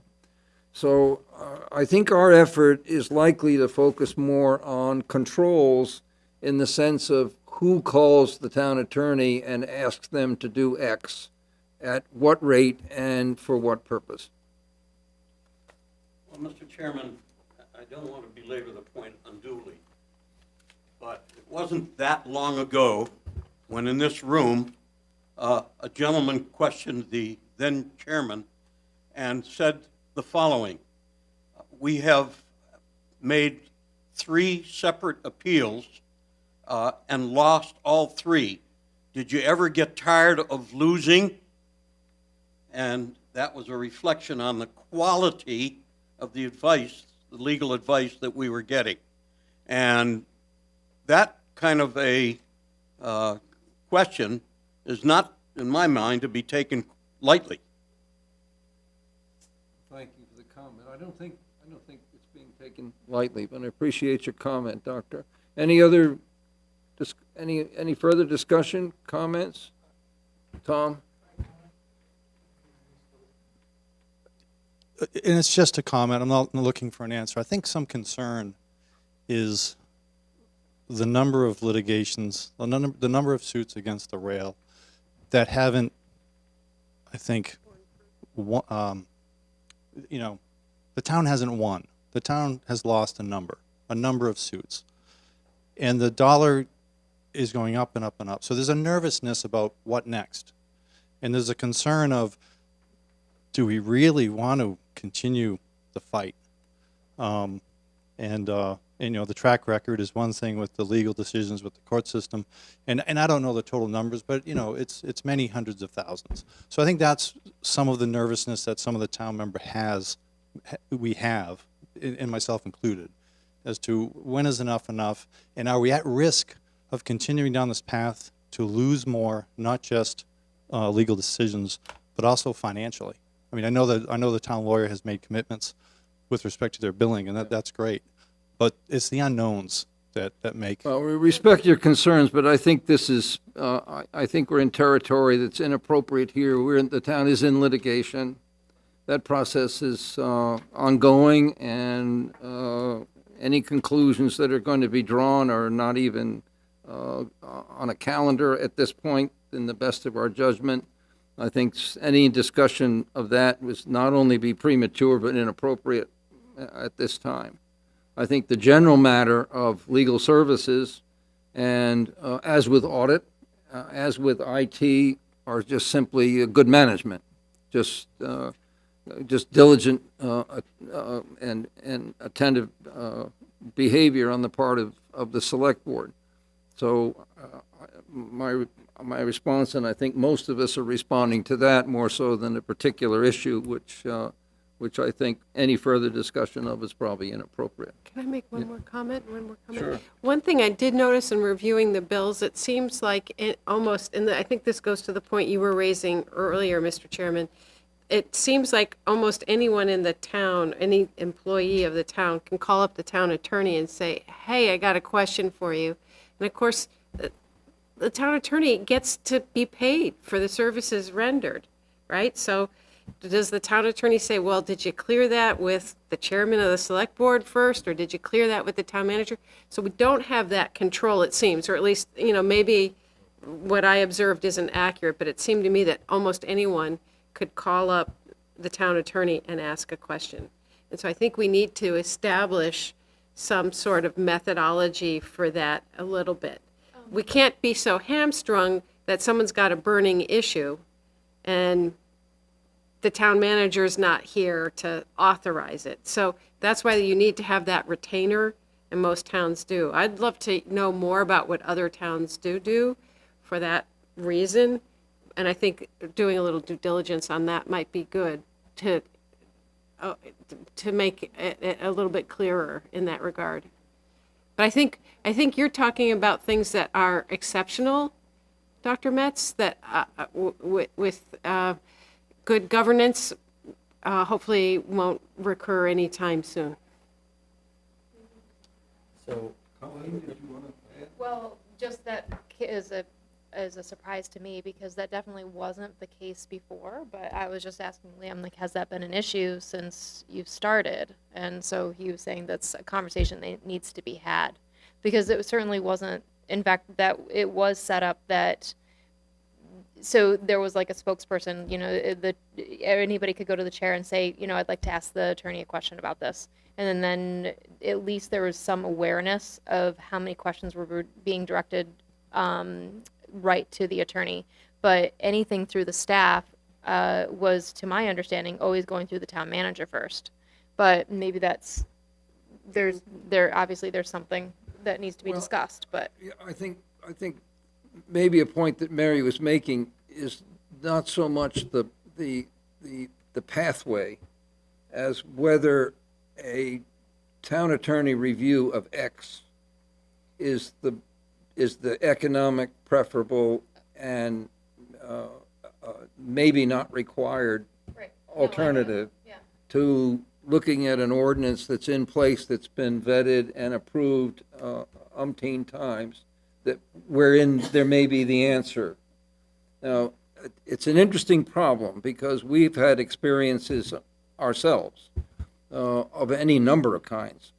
A union agreement, an interim town manager contract that couldn't have been anticipated, weren't anticipated, and I'm talking now about budgetary controls. So there's a way of sitting down and saying some questions could be answered by other than a town attorney, and here's the category of them. This is the responsibility of the control, which is the town manager. Some are unavoidably legal questions of legal advice, not so much reviewing documents. Maybe it's just simply legal advice, and there's a way of sitting down and kind of getting a better handle on expenditures. I think the other thing that has to be recognized is that much of what we do is subject to legal investment of one kind or another. It either has to be legal, or it has to withstand legal challenge. And we've had the experience amongst ourselves of, I can think of 3 or 4 things that were surprising in terms of their resource demand. But you sit back and you say to yourself, what's the alternative? And Carol, you want to? Sorry. One small comment. There's no getting around it. Our legal expenses are extraordinary. Extraordinary. You want to introduce yourself, Carol? Oh, Carol Obahosky. They've been extraordinary, even at 165. I'm counting hours in my head. So we've talked to other attorneys in other municipalities that do work for towns. And the comments have been, you gotta be kidding. I'm telling you, Shelburne has really overspent in the last few years. So yes, good management is extremely important, but not everything has to go to legal. Well, Josh? Well, no, if anybody's finished with that, I'd really like to circle around back to the agenda item and ask the question, because it was on, is how are we reviewing contract services? Are we, have we passed that, or are we getting to that? Where are we with that whole concept? Well, I think what the step we took, if I remember correctly, was first getting a handle on what they were. And with whom potentially, and this is the benefit of the information that Peter has supplied us. I think from here, it's a question of how do we feel we best approach either service by service, the general matter altogether. Is it well that maybe we put a book of contracts together and see that there's uniformity in their language and in their renewable status? I mean, or do we take a serious look at IT and what the alternatives are? I'm not sure what the town manager might suggest as the best approach. Well, I think we would agree that reviewing contracts on some kind of regular basis is always a good idea. We've already begun to meet or speak with several IT vendors, because right now that's one of those services that we have somebody on retainer. We try to solve problems in-house where we can, but we think there may be other opportunities out there for more responsive service at a lower rate. So we've already begun on that one issue. If we would like to look through this list and pick 3 or 4 or 5 that appear to be higher priorities, I know Peter and I are quite willing to start working on that and launch that process. There's no harm in revisiting these issues. Some contracts may be automatically renewed, if not like subscriptions, if you don't take an affirmative action to halt it. Others may require a periodic reauthorization. Can you point out which one is the IT that you're referring to? SimQuest number 7. Oh, SimQuest thank you. is, Just to clarify the list that I gave you here, I tried to look at vendors that more than one department uses. There are certainly a lot of other contracts out there. For instance, wastewater like has paving or contracts something, with yeah. that. So it's Yeah. a lot more than 21 vendors Yeah. that we do Yeah. business with. But I was just trying to cut it down to a manageable level, at least for initial discussion, that involve more than one department. So. Oh, it's really helpful. I wanted to point out that I stated the wrong amount of, we've paid to lawyers for the last 12 months. It's $117,000. I'm not defending it. I'm just saying that's what we paid to the Monahan Law Firm. I believe I said 171 by accident, and I apologize for that. But I do want to say, I also didn't mean to suggest that their contract is one that can't be reviewed but every 5 years. It can be terminated at any time under the contract itself, and there's no obligation to let it go 5 years. That's just a standard I'm familiar with in the accounting industry, and it doesn't necessarily apply to attorneys. And I would, for one, suggest that since it's the third largest contract recipient of town funds, behind only Blue Cross Blue Shield and our property and casualty insurer, it is, without a doubt, I agree with Carol, a very large number. And I did the math, it's about 20 hours a week of attorney time at $165 an hour. That's a big number.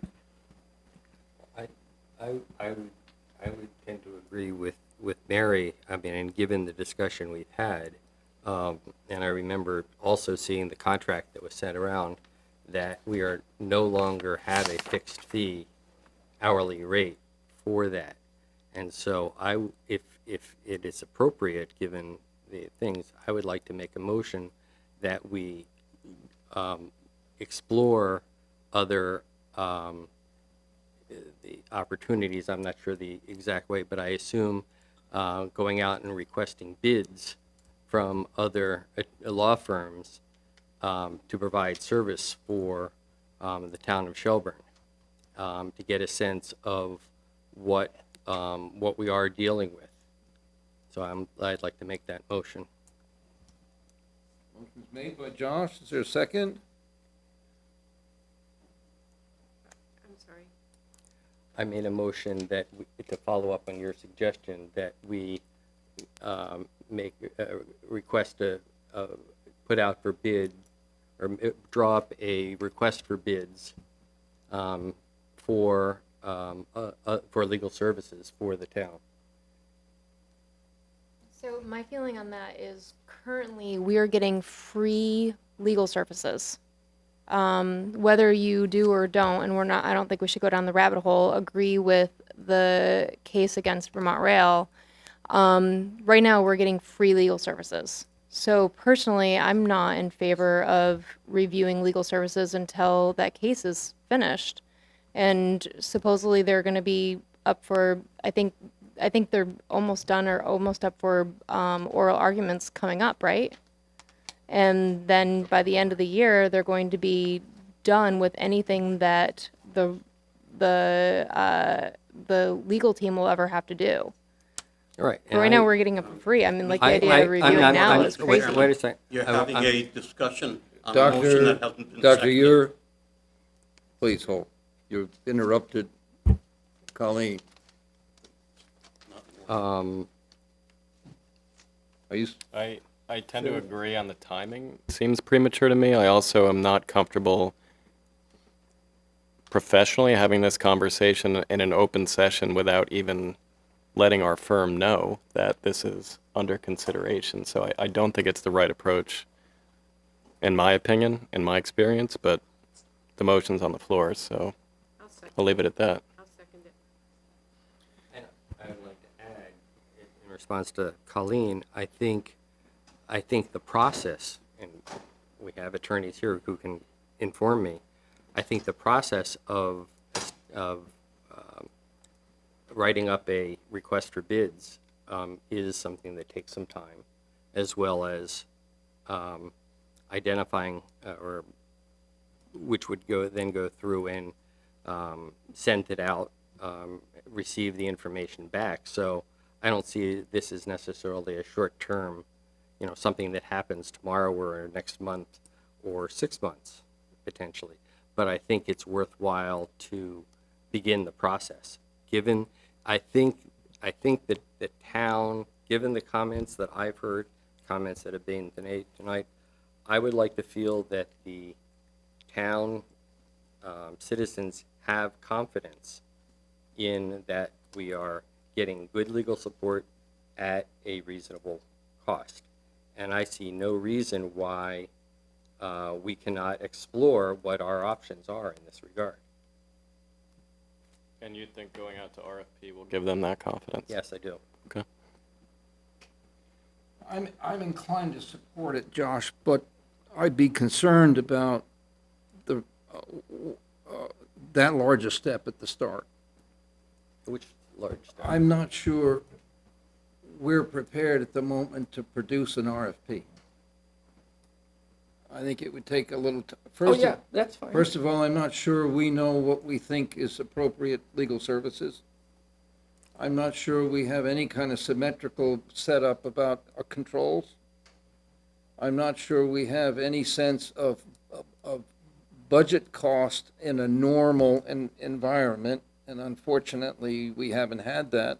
I have great concerns about the fact we've been unable to budget within a factor of 2 for legal services for 3 years, 2 years running now.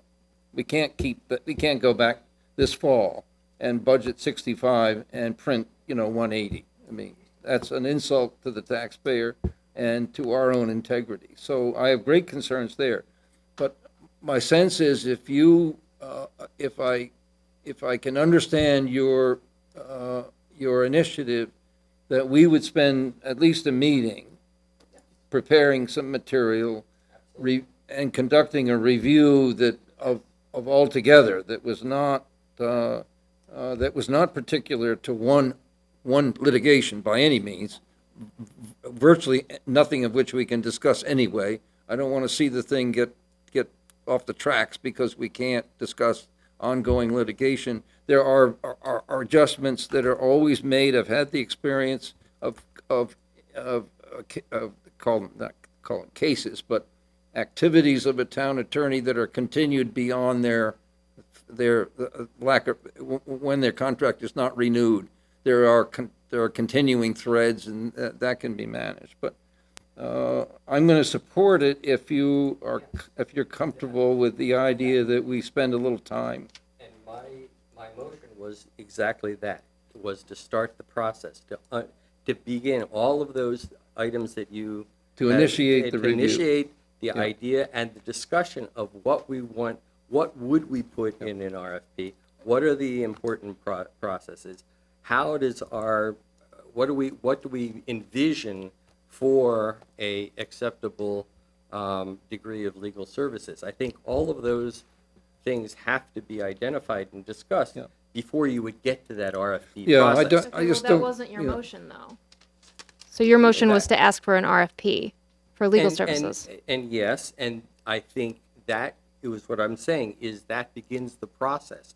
But to be able to develop what that RFP is, I think you're splitting hairs if you would say that that was different. My motion was to begin the process. If I didn't use those exact terms, I can amend it to say that. Would you be comfortable I to would- initiate the review Yes. specific to legal services? Which would lead to potentially lead to an RFP, yes. Yeah, yes. And I think it would be appropriate for us to invite the town attorney at some point to join that discussion, either Yes, that's fine. publicly or amongst ourselves. I mean, I think the effort would be well to mount, and I'm sure, speaking for all of us, the community can be concerned. We're not trying to be judgmental here. Yes. We're trying to understand a significant expense that, for appearances, doesn't seem to be under control. And it may be that that's the way the future is going to be written in lots of local municipal governments. That may be the order of the day, but we can at least examine it in the best way we can. Is there any? I'm in support of having a meeting with the attorneys and having a discussion about some of our concerns. I'm not in support of asking for an RFP right now. Maybe that's like a step that we'll take, but I feel like a meeting with the attorneys is probably the more appropriate step per what, Jamie's thoughts as well. I mean, I would have preferred to have a conversation with them and say, hey, we're considering an RFP before we discuss it in public session, but that ship has sailed, so go ahead, vote on the it's no different to me than the lights, right? It's the rate, and it's when you turn it on, as you said. So we've been turning it on a lot. Yeah. Everybody can see how we turned it on. And that may right? be Most inevitable. of this is out of our control. Yeah. I think it would be very useful to get a sense of what other communities are doing. I think a broader review with no intent other than having a very good handle on what should we be budgeting next year that isn't going to be 2/3 short. To me, that's the I have a couple measure. comments, if I might. One, I think even if we switched horses, it wouldn't throw the Monahan, not that I'm suggesting it, I'm just pointing out that the Monahan firm is on the Second Circuit appeal no matter what we do with the town attorney. They would stay on for that. My other comment is that we have to have some controls for turning on the meter with the law firm. And I don't, like I said earlier, I feel like the charges are fine. There was nothing about the charges that I saw that were, caused me to feel concerned about that. So you can get another law firm and have the same problem. You can lead a horse to water, but you can't make them drink. You know that. Right? What I'm saying is, it's not necessarily, the lawyer gives advice. The client makes the decision. Okay? That's the way it's supposed to work. And the lawyer doesn't walk saying, oh, I disagree with your decision, so go get another lawyer, unless, of course, the decision is an illegal thing, right? So, and I think that's sort of what Jamie was saying, so it's not the law firm per se. That said, given what we pay, we ought to just hire an attorney to be the town attorney in the house. It would save us some money. And then we would be able to contract every year.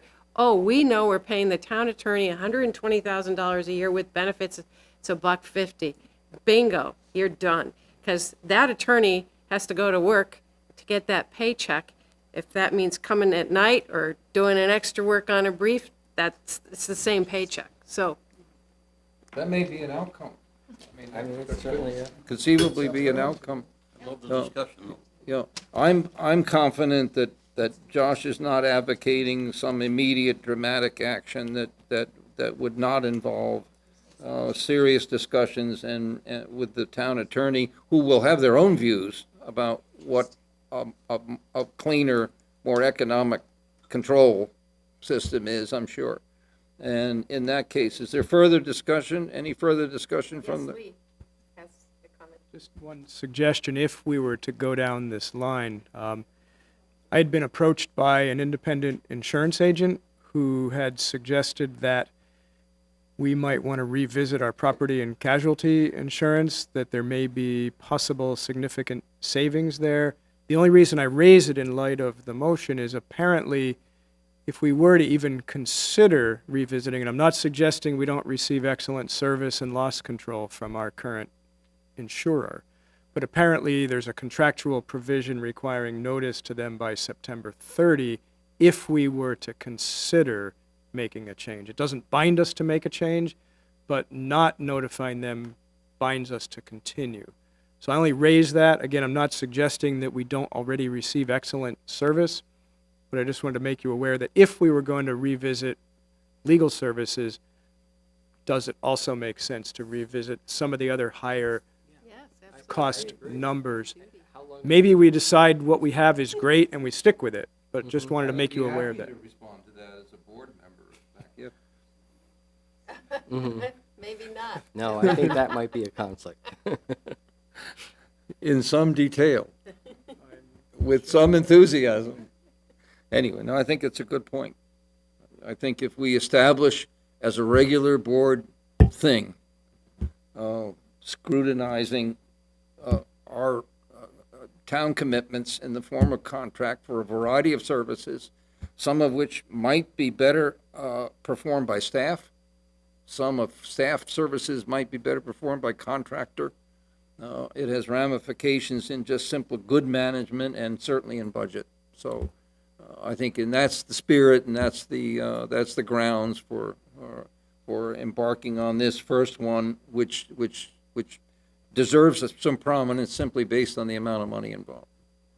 Is there any further discussion from anybody? Those favoring, those who What is the motion exactly? you want to repeat it? I can restate it. I probably won't be able to restate it in the same way I did there. I would probably withdraw the motion and then make a new Okay. motion. Just I will withdraw Specifically. my motion and make a substitute motion. Is that I would like to make a motion that the town begin the evaluation of the provision of legal services, the mechanisms by which legal services are solicited, and the internal controls on soliciting legal advice, which would potentially lead to a RFP for soliciting legal services, and I will insert before that, which would also include an exploration of other municipalities' legal services policies. Is that complete enough? Got that, Lee? Yes, sir. A second to the restatement? Mary seconds the I'll restatement. second it. All right. Any further discussion, considerations? Those approving, please signify by saying aye. Aye. And those opposed, nay. Nay. 3 ayes and 2 nays, voting in the negative, Jamie and Colleen. Next item is appointment of, oh, I'm sorry, Peter, are you all set? Yeah. Do we need to make a vote on Lee's, take a vote Oh, on yes. Lee's suggestion? I would like to, if you feel it's a necessary precedent to, It could be a similar type of motion. On PACF? yeah. I wasn't expecting to or intending to, but if you insist. I do insist. I just want to raise that for the I board. think we have a Timing duty. issue If involved. there is I a have to go to a possibility. meeting down there next week. I don't want to go. Sorry, I think if there's a possibility of saving significant sums on our insurance, we have it's an obligation to review that and take a look at what that might be. So I would make a motion to review our current contractual relationship with VLCT Passive and put them on notice that we are reviewing it and looking at other possible coverages. Second. Moved and seconded. Any discussion? Any discussion? I haven't seen the provision. It's simply notifying them that we're. That's my understanding, Exploring that it? it's a notification, Yeah. it's not an automatic Right. intent to cancel or change. It's just a notice.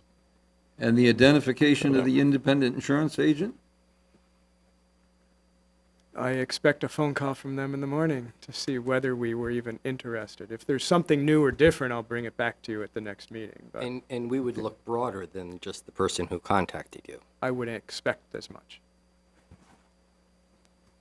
Any further discussion? Hearing none, those approving the Mary's motion, please signify by saying aye. Aye. Aye. And those disapproving, nay. And I vote aye and nay? No, I don't think so. No, thank you. Peter, anything? How did you vote? How did you vote? Aye.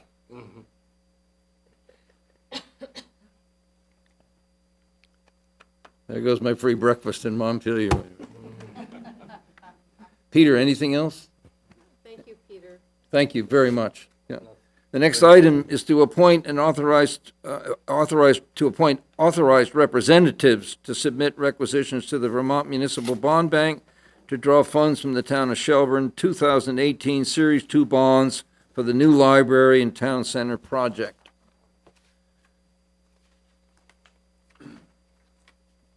This is just a formality in order to draw on the bond funds. You have to have a certified, individual or two to submit the request, so, and typically it's the town manager and treasurer, so that's what we're proposing to do here.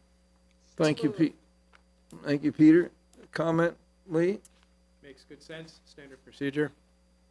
In which case, do we phrase the motion to appoint the town manager and the treasurer as authorized representatives following all the way through town center project?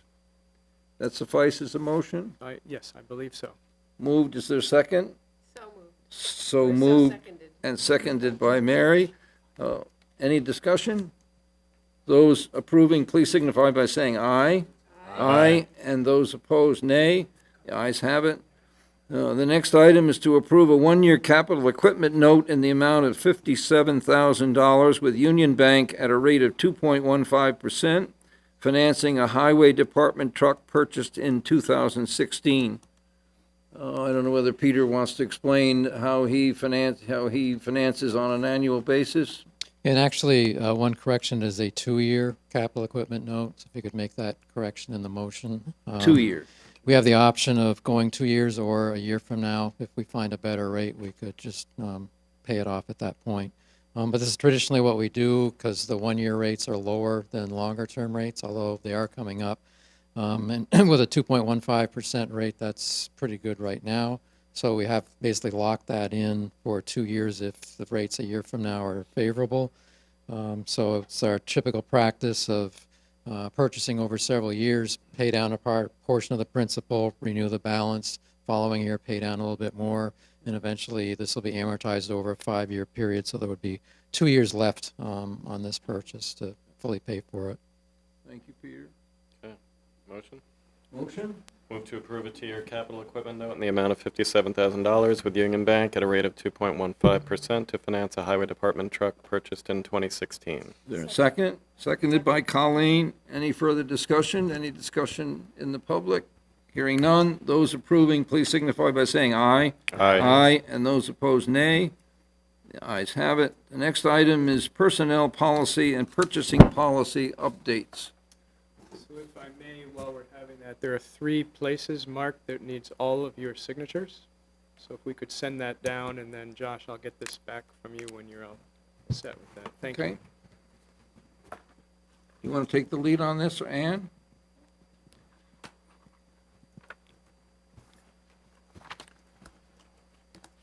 As you may recall, we did recently, you guys all approved a brand new personnel policy to replace the one that was 30 years old. That was a lot of work by a lot of people. After putting it into place, we found there were just a couple of areas so far that we need to amend. The first one being the conflict of interest section. Peter brought to our attention that for federal grants, it's not robust enough. So we're adding a section that pertains specifically to federal grants. It's in your packet. Essentially, right now our conflict of interest statement talks about if a department head doesn't feel that an employee has a conflict of interest, he or she can waive that issue. Whereas with a federal grant, if there's even a perceived conflict of interest, the employee has to take themselves out of the equation, no matter what the department head says. That's the difference, I believe, in that. The other piece has to do with vacation leave and sick leave. The way we had written in the benefit having to do with the dates was just not clear enough, and it confused at least one employee.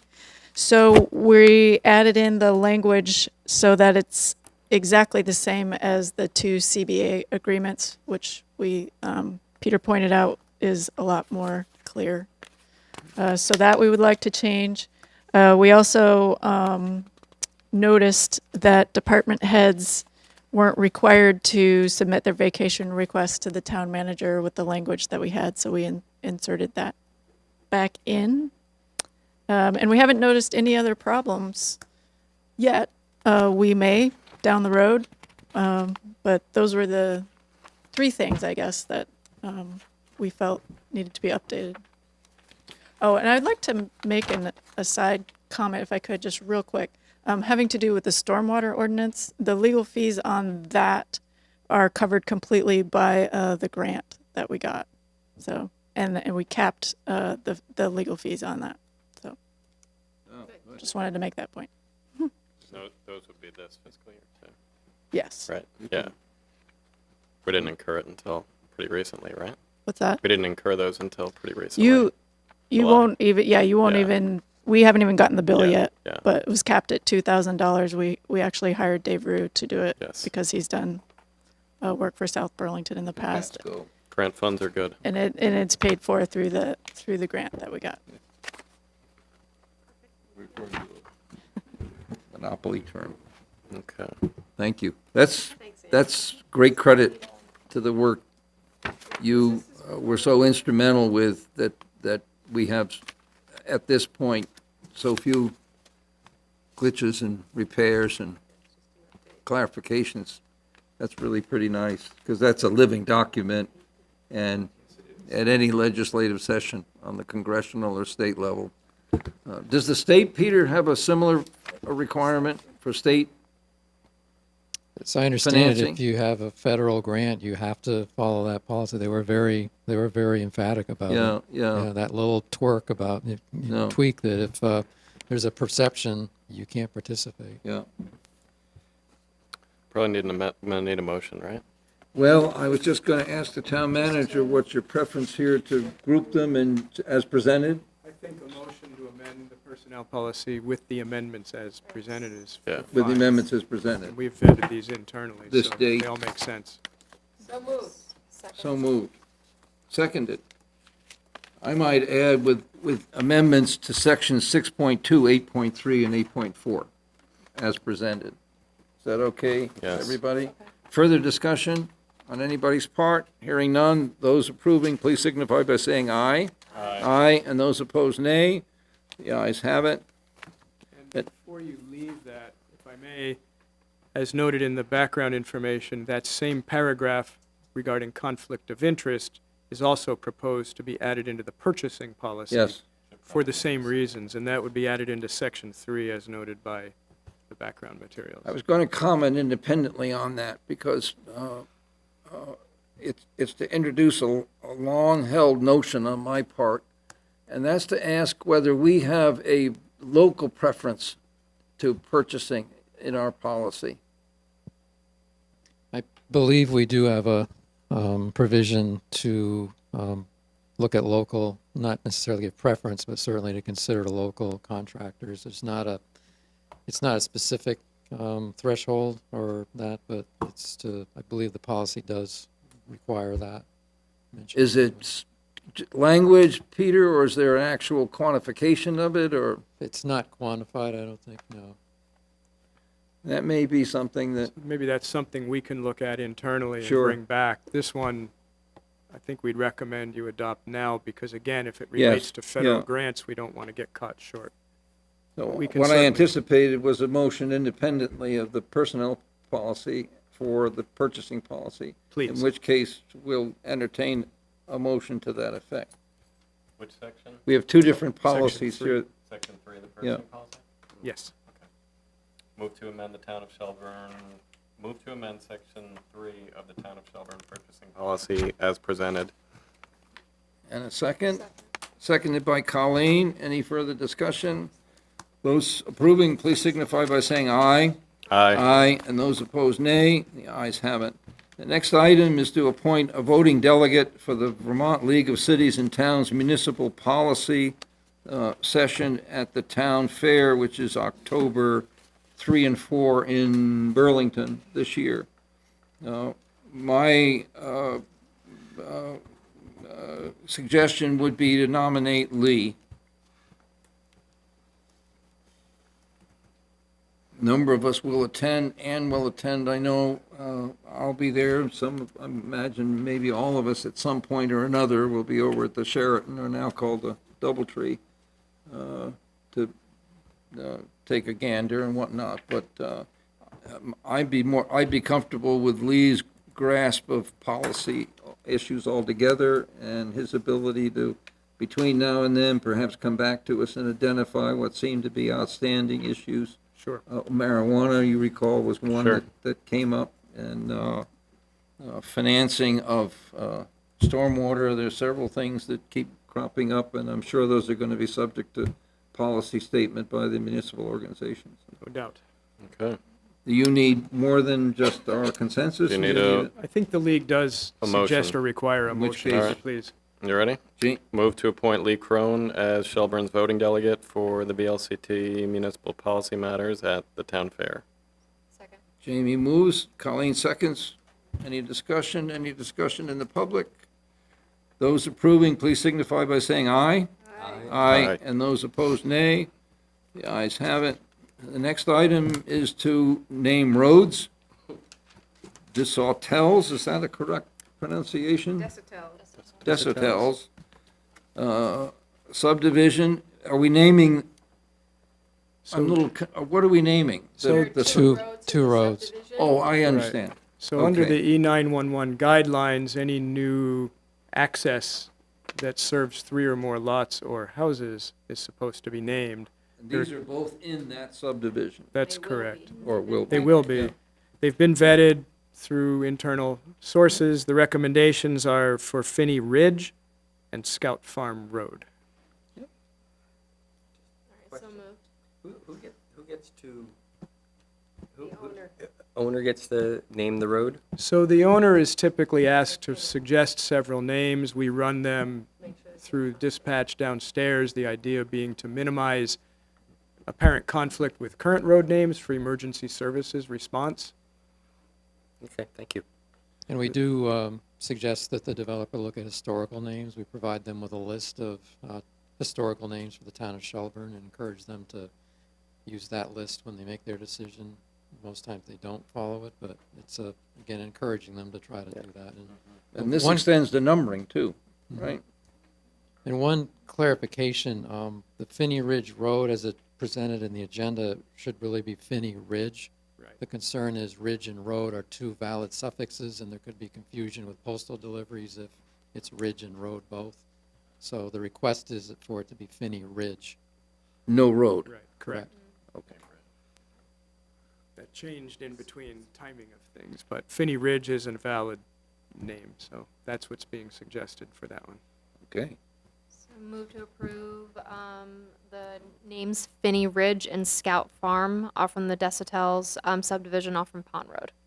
Second. So Scout Farm would be Scout Farm Road. Did I say that? No? Just, Scout Farm just to Road. be clear. Yeah. Thanks. Yeah. Moved and seconded. Any further discussion? Those approving, please signify by saying aye. Aye. Aye. And those opposed, nay. The ayes have it. The remaining item is other business. Do you have any? There was one other item as well that Josh had raised the question at our last meeting about the possibility of scheduling some informal listening sessions with one or two select board members. Thought it might be helpful to have at least a brief discussion. Is that something we'd like to pursue? If so, how many of those, who might do those, where we might hold them? Well, have you, is your draft circulated to everybody? I liked it. Oh, yeah. And Did you- I don't know if everybody has seen it. I mean, I can summarize for the, Please for do, the yeah. public. And this is something that's come up in various different forms.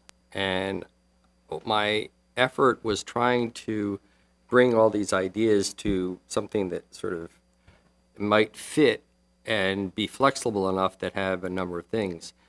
We talked about having select board meetings at other places. There's lots of reasons why that's somewhat difficult.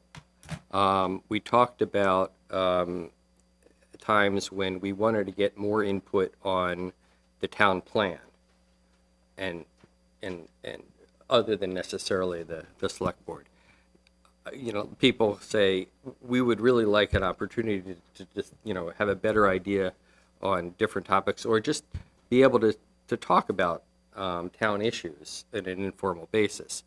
So what I tried to do is come up with a first crack at a system which would allow I use the term groups, individuals, or I can't remember what it was.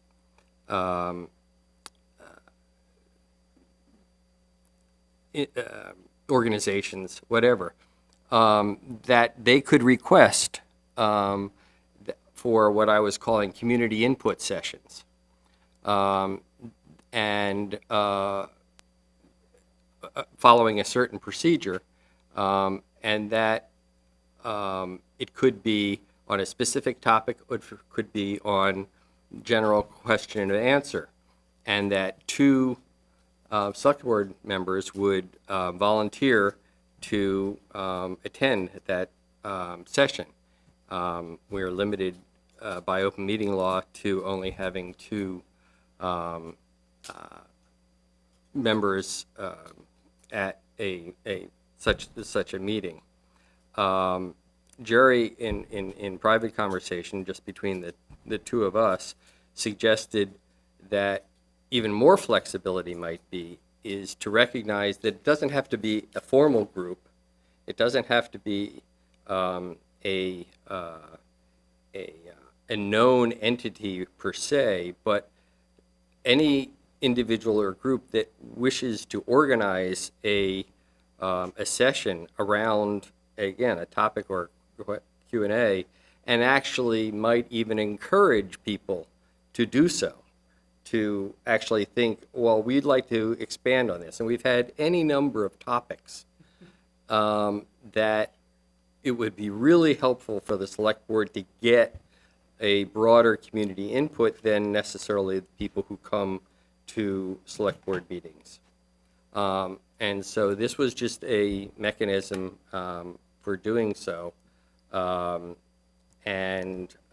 just offering it, I offered it to the members of the board for discussion and comment as to how that would, if that idea sounds right, if there's anything else that could be added that might make it more easier for sessions to occur, or what the formats or the attendance. It was essentially to put something down on paper to say, okay, here's one way we can do it. I'm certainly not wedded to this, but it seemed to meet all of those criteria and would allow the Shelburne community to have access to select board members to gather their input. You know, I would encourage us to consider this with an eye toward adopting, if not a formal policy, at least a stance, and perhaps formal policy is the best structure.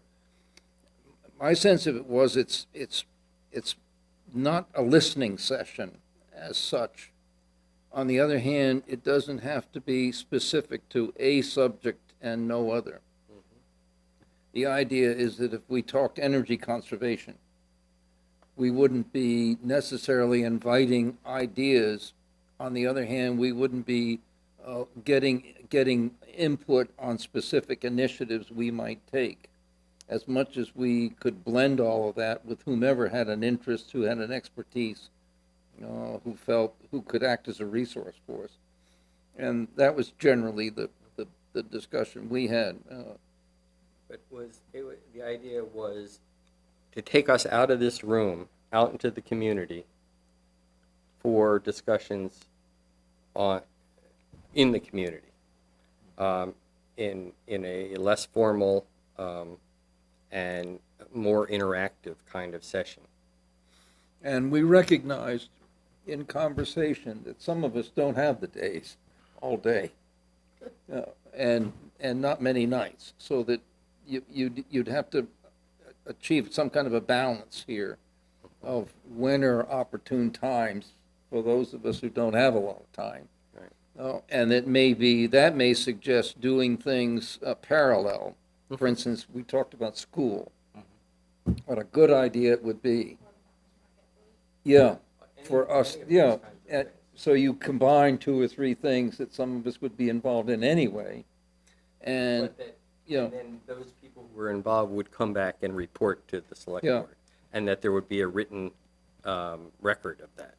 The 6:30 Rotary meetings, where you could go, or they might be interested in having two of us some morning, although 6:30 seems ungodly, but. I think it's a nice idea, but I think it's really problematic. I think it's problematic because I think we're bound by governance principles, and we need to make sure we adhere to them. And though I like the idea on some levels, formalizing it like this, I think, can create some real problems with OML. Maybe no action is taken, but a group says, we want so-and-so and so-and-so to be representing the Shelburne Select Board at this meeting. To me, that's a little nerve-wracking, and I would like to make sure that by doing so, we don't get into any hot water unwittingly. I know that I go to lots of different functions. I go to the farmer's market every weekend I can, because it's a great way for me to interact with constituents. As an elected official, I can interact with and should interact with constituents. I've gone to Rotary. I'm going to go to the Shelburne Small Business thing tomorrow night. I want to go by myself as an elected official so I can collect information and make decisions. I don't want to have to worry that I'm going to run into Jamie and you there, and therefore I then need to leave and coordinate that effort. So for me, it's a nice idea. I like it. I know where you're going with this, but I think by formalizing it like this, we're getting ourselves potentially into some hot water, which makes me concerned. Two things. One, I think you're right on, I mean, I think actually there's more, it's more problematic to not formalize it and to know, and to have the possibility that more than two select board members may show up. But secondly, if I may, inquire of if I can ask Mike Donahue to take off his reporter hat and put on his state expert on the open meeting law, if he's willing to do that. It depends what the question is. I don't know. It depends what the question is. Well, I think Mary raised the question of, from what you've heard, would such a situation be consistent with open meeting law? I think potentially that you could have a violation Okay, how? How so? because the three of you are there. No, and then- two, only two. Well, but no, but what she said is showing up at the farmer's market or. Right, and this is what I'm Just saying, and this, and Have that's. three the- individually. Right, and that's the point I was making, is if you formalize it and you say, there is going to be a community input session at this date, at this time, in this location, then all the select board members know who's going to be there, and only two can show up.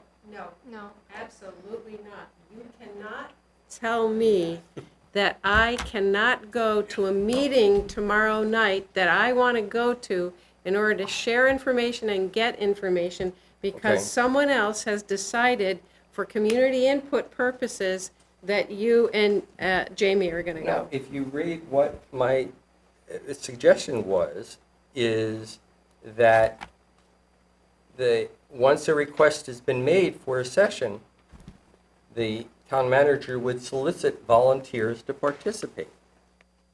Okay? And that once if there is more than three, then I'm sure there is a mechanism to say, I mean, I don't see any other way of accomplishing it other than letting everyone have an equal opportunity to participate. That doesn't mean that you can't have the same meeting, the same session at two different times with two different select board members. Yeah, we might be overestimating the amount of interest people have in sitting down And with that- us, and maybe. that- And But- that may be the case. Which I'm is, just I could be offering- wrong here. I'm just saying, But this is my a- gut is we're not going to have a flood of I- requests to sit down with and two of that- us. And that may be the case.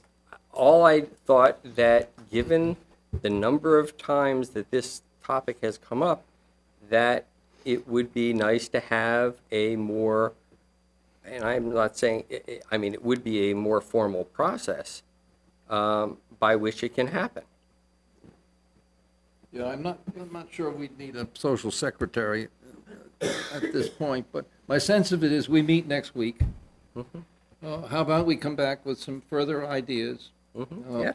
I think the question of how formal this should be I is a like the very good idea of question. floating the Yeah. community input sessions, and if two Yeah. people happen to be available to do it, Yeah. then Yes, that's that's all great. I'm saying. I think it's a nice That- offering that- to the and all I'm community, saying- and certain groups will take advantage, and others Earlier, it just could be will talk considered a to us stance, directly. But I think some very important questions have been raised in terms of coordination, certainly, and an imbalance of involvement simply because a lot of these groups meet, are available during the day. But Yeah, which is fine. yeah, Should be informal. Beat a dead horse, And the it's only fine. thing I don't have see it. value of it is, like, even when I was at the farmer's market, last Saturday, 2 Saturdays ago, I had somebody and I'm there with my niece and we're buying veggies and all that kind of stuff. And so somebody's like, I hesitated. I don't want to bother you. I know you're having a good you're just enjoying your time just as a citizen. And she didn't want to bother me and thinking that she was invading my personal time. And so I almost could see value of having a booth at the farmer's market where it's casual, where we're there and we can, people can say, hey, they're officially here to hear me. But the idea of coming up with a bunch of dates and like Mary said, not being able to go, I wouldn't, if Josh and Mary were signed up to do the booth at the farmer's market, one Saturday, I wouldn't want to feel like I couldn't go. Right. I should be able to go to the farmer's market. Well, there seem to be elements of this that we're agreed on. We certainly could encourage organizations that have their own venue. That solves one problem.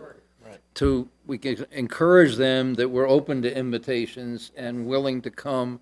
They would be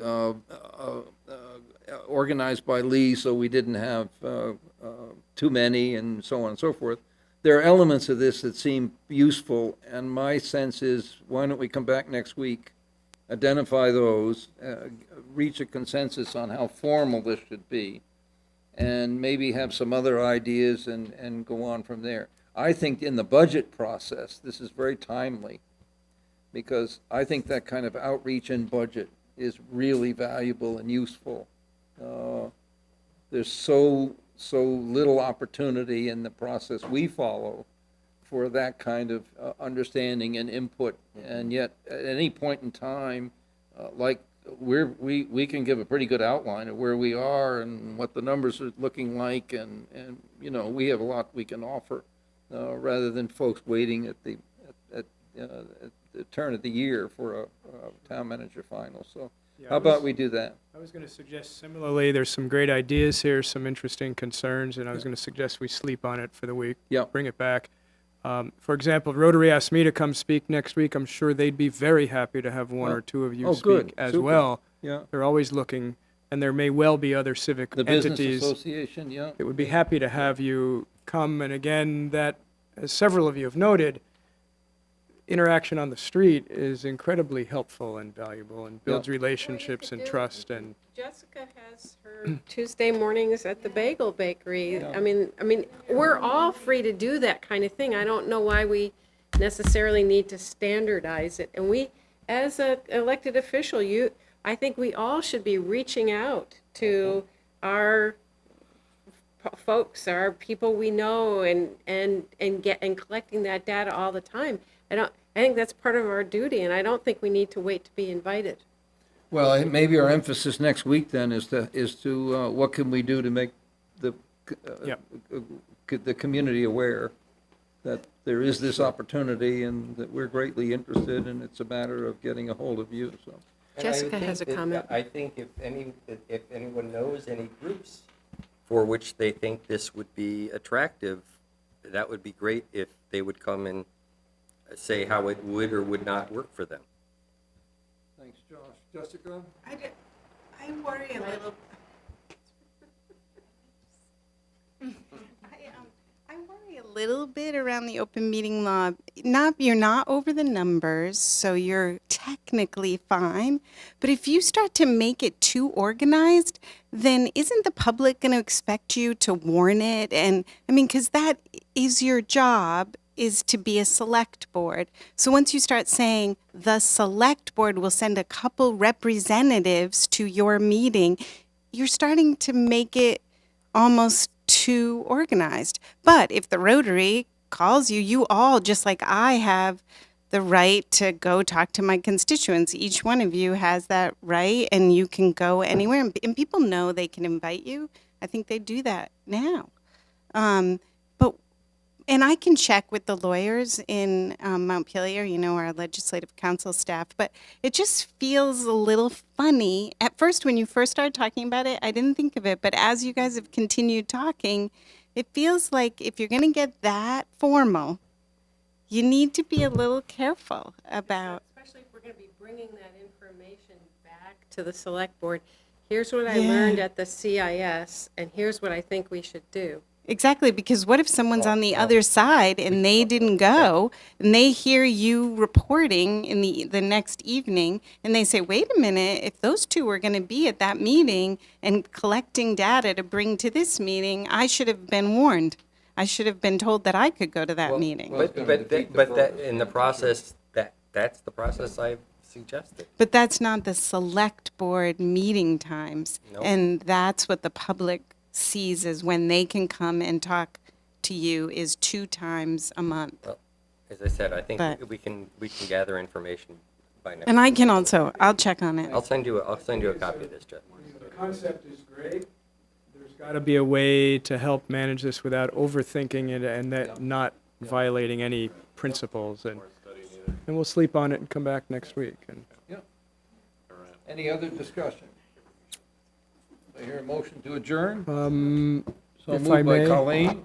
Oh, one more item. sorry. Again, relating to a discussion at a recent meeting about trying to create some opportunities to talk with the planning commission about the town plan before Yes. it reaches the formal hearing stage. So kind of building on this last topic, we're trying to find some ways and dates without overburdening everyone involved. One suggestion that's come up is, could the select board and the planning commission or members of the planning commission meet next Tuesday night just to talk about the town plan in an informal conversation? Prior to our meeting? I'm sorry, on the 18th. So I know it would add yet another Tuesday night, Yeah, I don't think I'm available. and it may not work for you. We can't already add that to the 11th because we've already stacked that agenda up way too much. The Don't think I'm 25th, we're going to available. launch into the capital improvement plan. That's So going to be kind of tough. That's every Tuesday night for a we month. I mean, don't need to decide immediately, but just looking ahead, I don't know when out of town. else to have this kind of a conversation. Could we do it a half Or- hour before? Could we just Yeah. Could we start come the meeting a little early? earlier? How would that work? At which, At 6:30? 6:30? 6? How long do they need? well, part of that depends on how much depth you wanted to get into it, or just offer some quick high-level Yeah. comments about the plan. It could be that before our doable? regular meeting on one of our regular meeting nights, not add another one. It could be Right. at one of their meeting nights, which of course are Thursdays, I believe. Jamie, you would know best. They are Thursdays. Same week. Second and fourth. How about an So, early meeting on the 25th? I mean, we do the hearing, but I think by the discussion tonight, that's Yep. not going to be stand up, sit down necessarily, but we're going to be Right. pretty well organized for that. And maybe Right. that won't take the time that, so the thought being, see if we could do it at 6 o'clock on the 25th. 25th. All right. Mhm. That's what I think I'm hearing. I know that's probably tough for you, right? 6:30, are you better? It'll be tough for me. I'm in a day-long trial that day. Yeah. Yeah, I'm on 6th call. All right, I- well, Potentially could be here by 6, I could be here by 6:30. Yeah, I could be here by probably. 6:30. for sure. 6:30? I could even Want almost to try for maybe be here 6:30? by 6:15, but 6:30 on 6:30? on the 25th, yeah. Josh? Let me see if that works for Yeah. them, and otherwise we may need to do a doodle poll and see how we can best Yeah, schedule we it. might need Yeah, to. I'll get back to you. Okay. Thanks. thanks, Lee. I may be calling in. Motion. Just, Leah, Second. following up on our previous discussion, if I've got this right, on our last plan, comprehensive plan discussion, which what we're talking about. We were talking about dividing up the sections amongst select board members to do the. Lee was going to Is- delegate us. I just was wondering where we are on that. If I haven't been doing something. Thanks. I'll get back to all of you on that. If any of you have particular subjects you're especially interested in, let me know. Otherwise, I can just divvy it up. But if you have an particular We'd be interest, it'd happy to helpful order know. a few more hours a day for you. I know. Thank you. Appreciate We have it. Amazon Prime, I mean, you could Free be shipping right- for those extra hours. be right here. They'll be delivered by tomorrow. Thank you. No, thank you, All Josh, right. because that's all part of the I moved. There was You a moved, motion I to seconded. adjourn, I heard, I didn't hear the second. Second, loud and clear. Any discussion? Any further discussion on the part of the public? Good night, Grammy Reardon. Thank you all for Those Work approving, and please signify by participating. saying aye. Aye. Aye, and those opposed, nay. Thank you. Thank you. I'll send you a copy. Josh, do you have that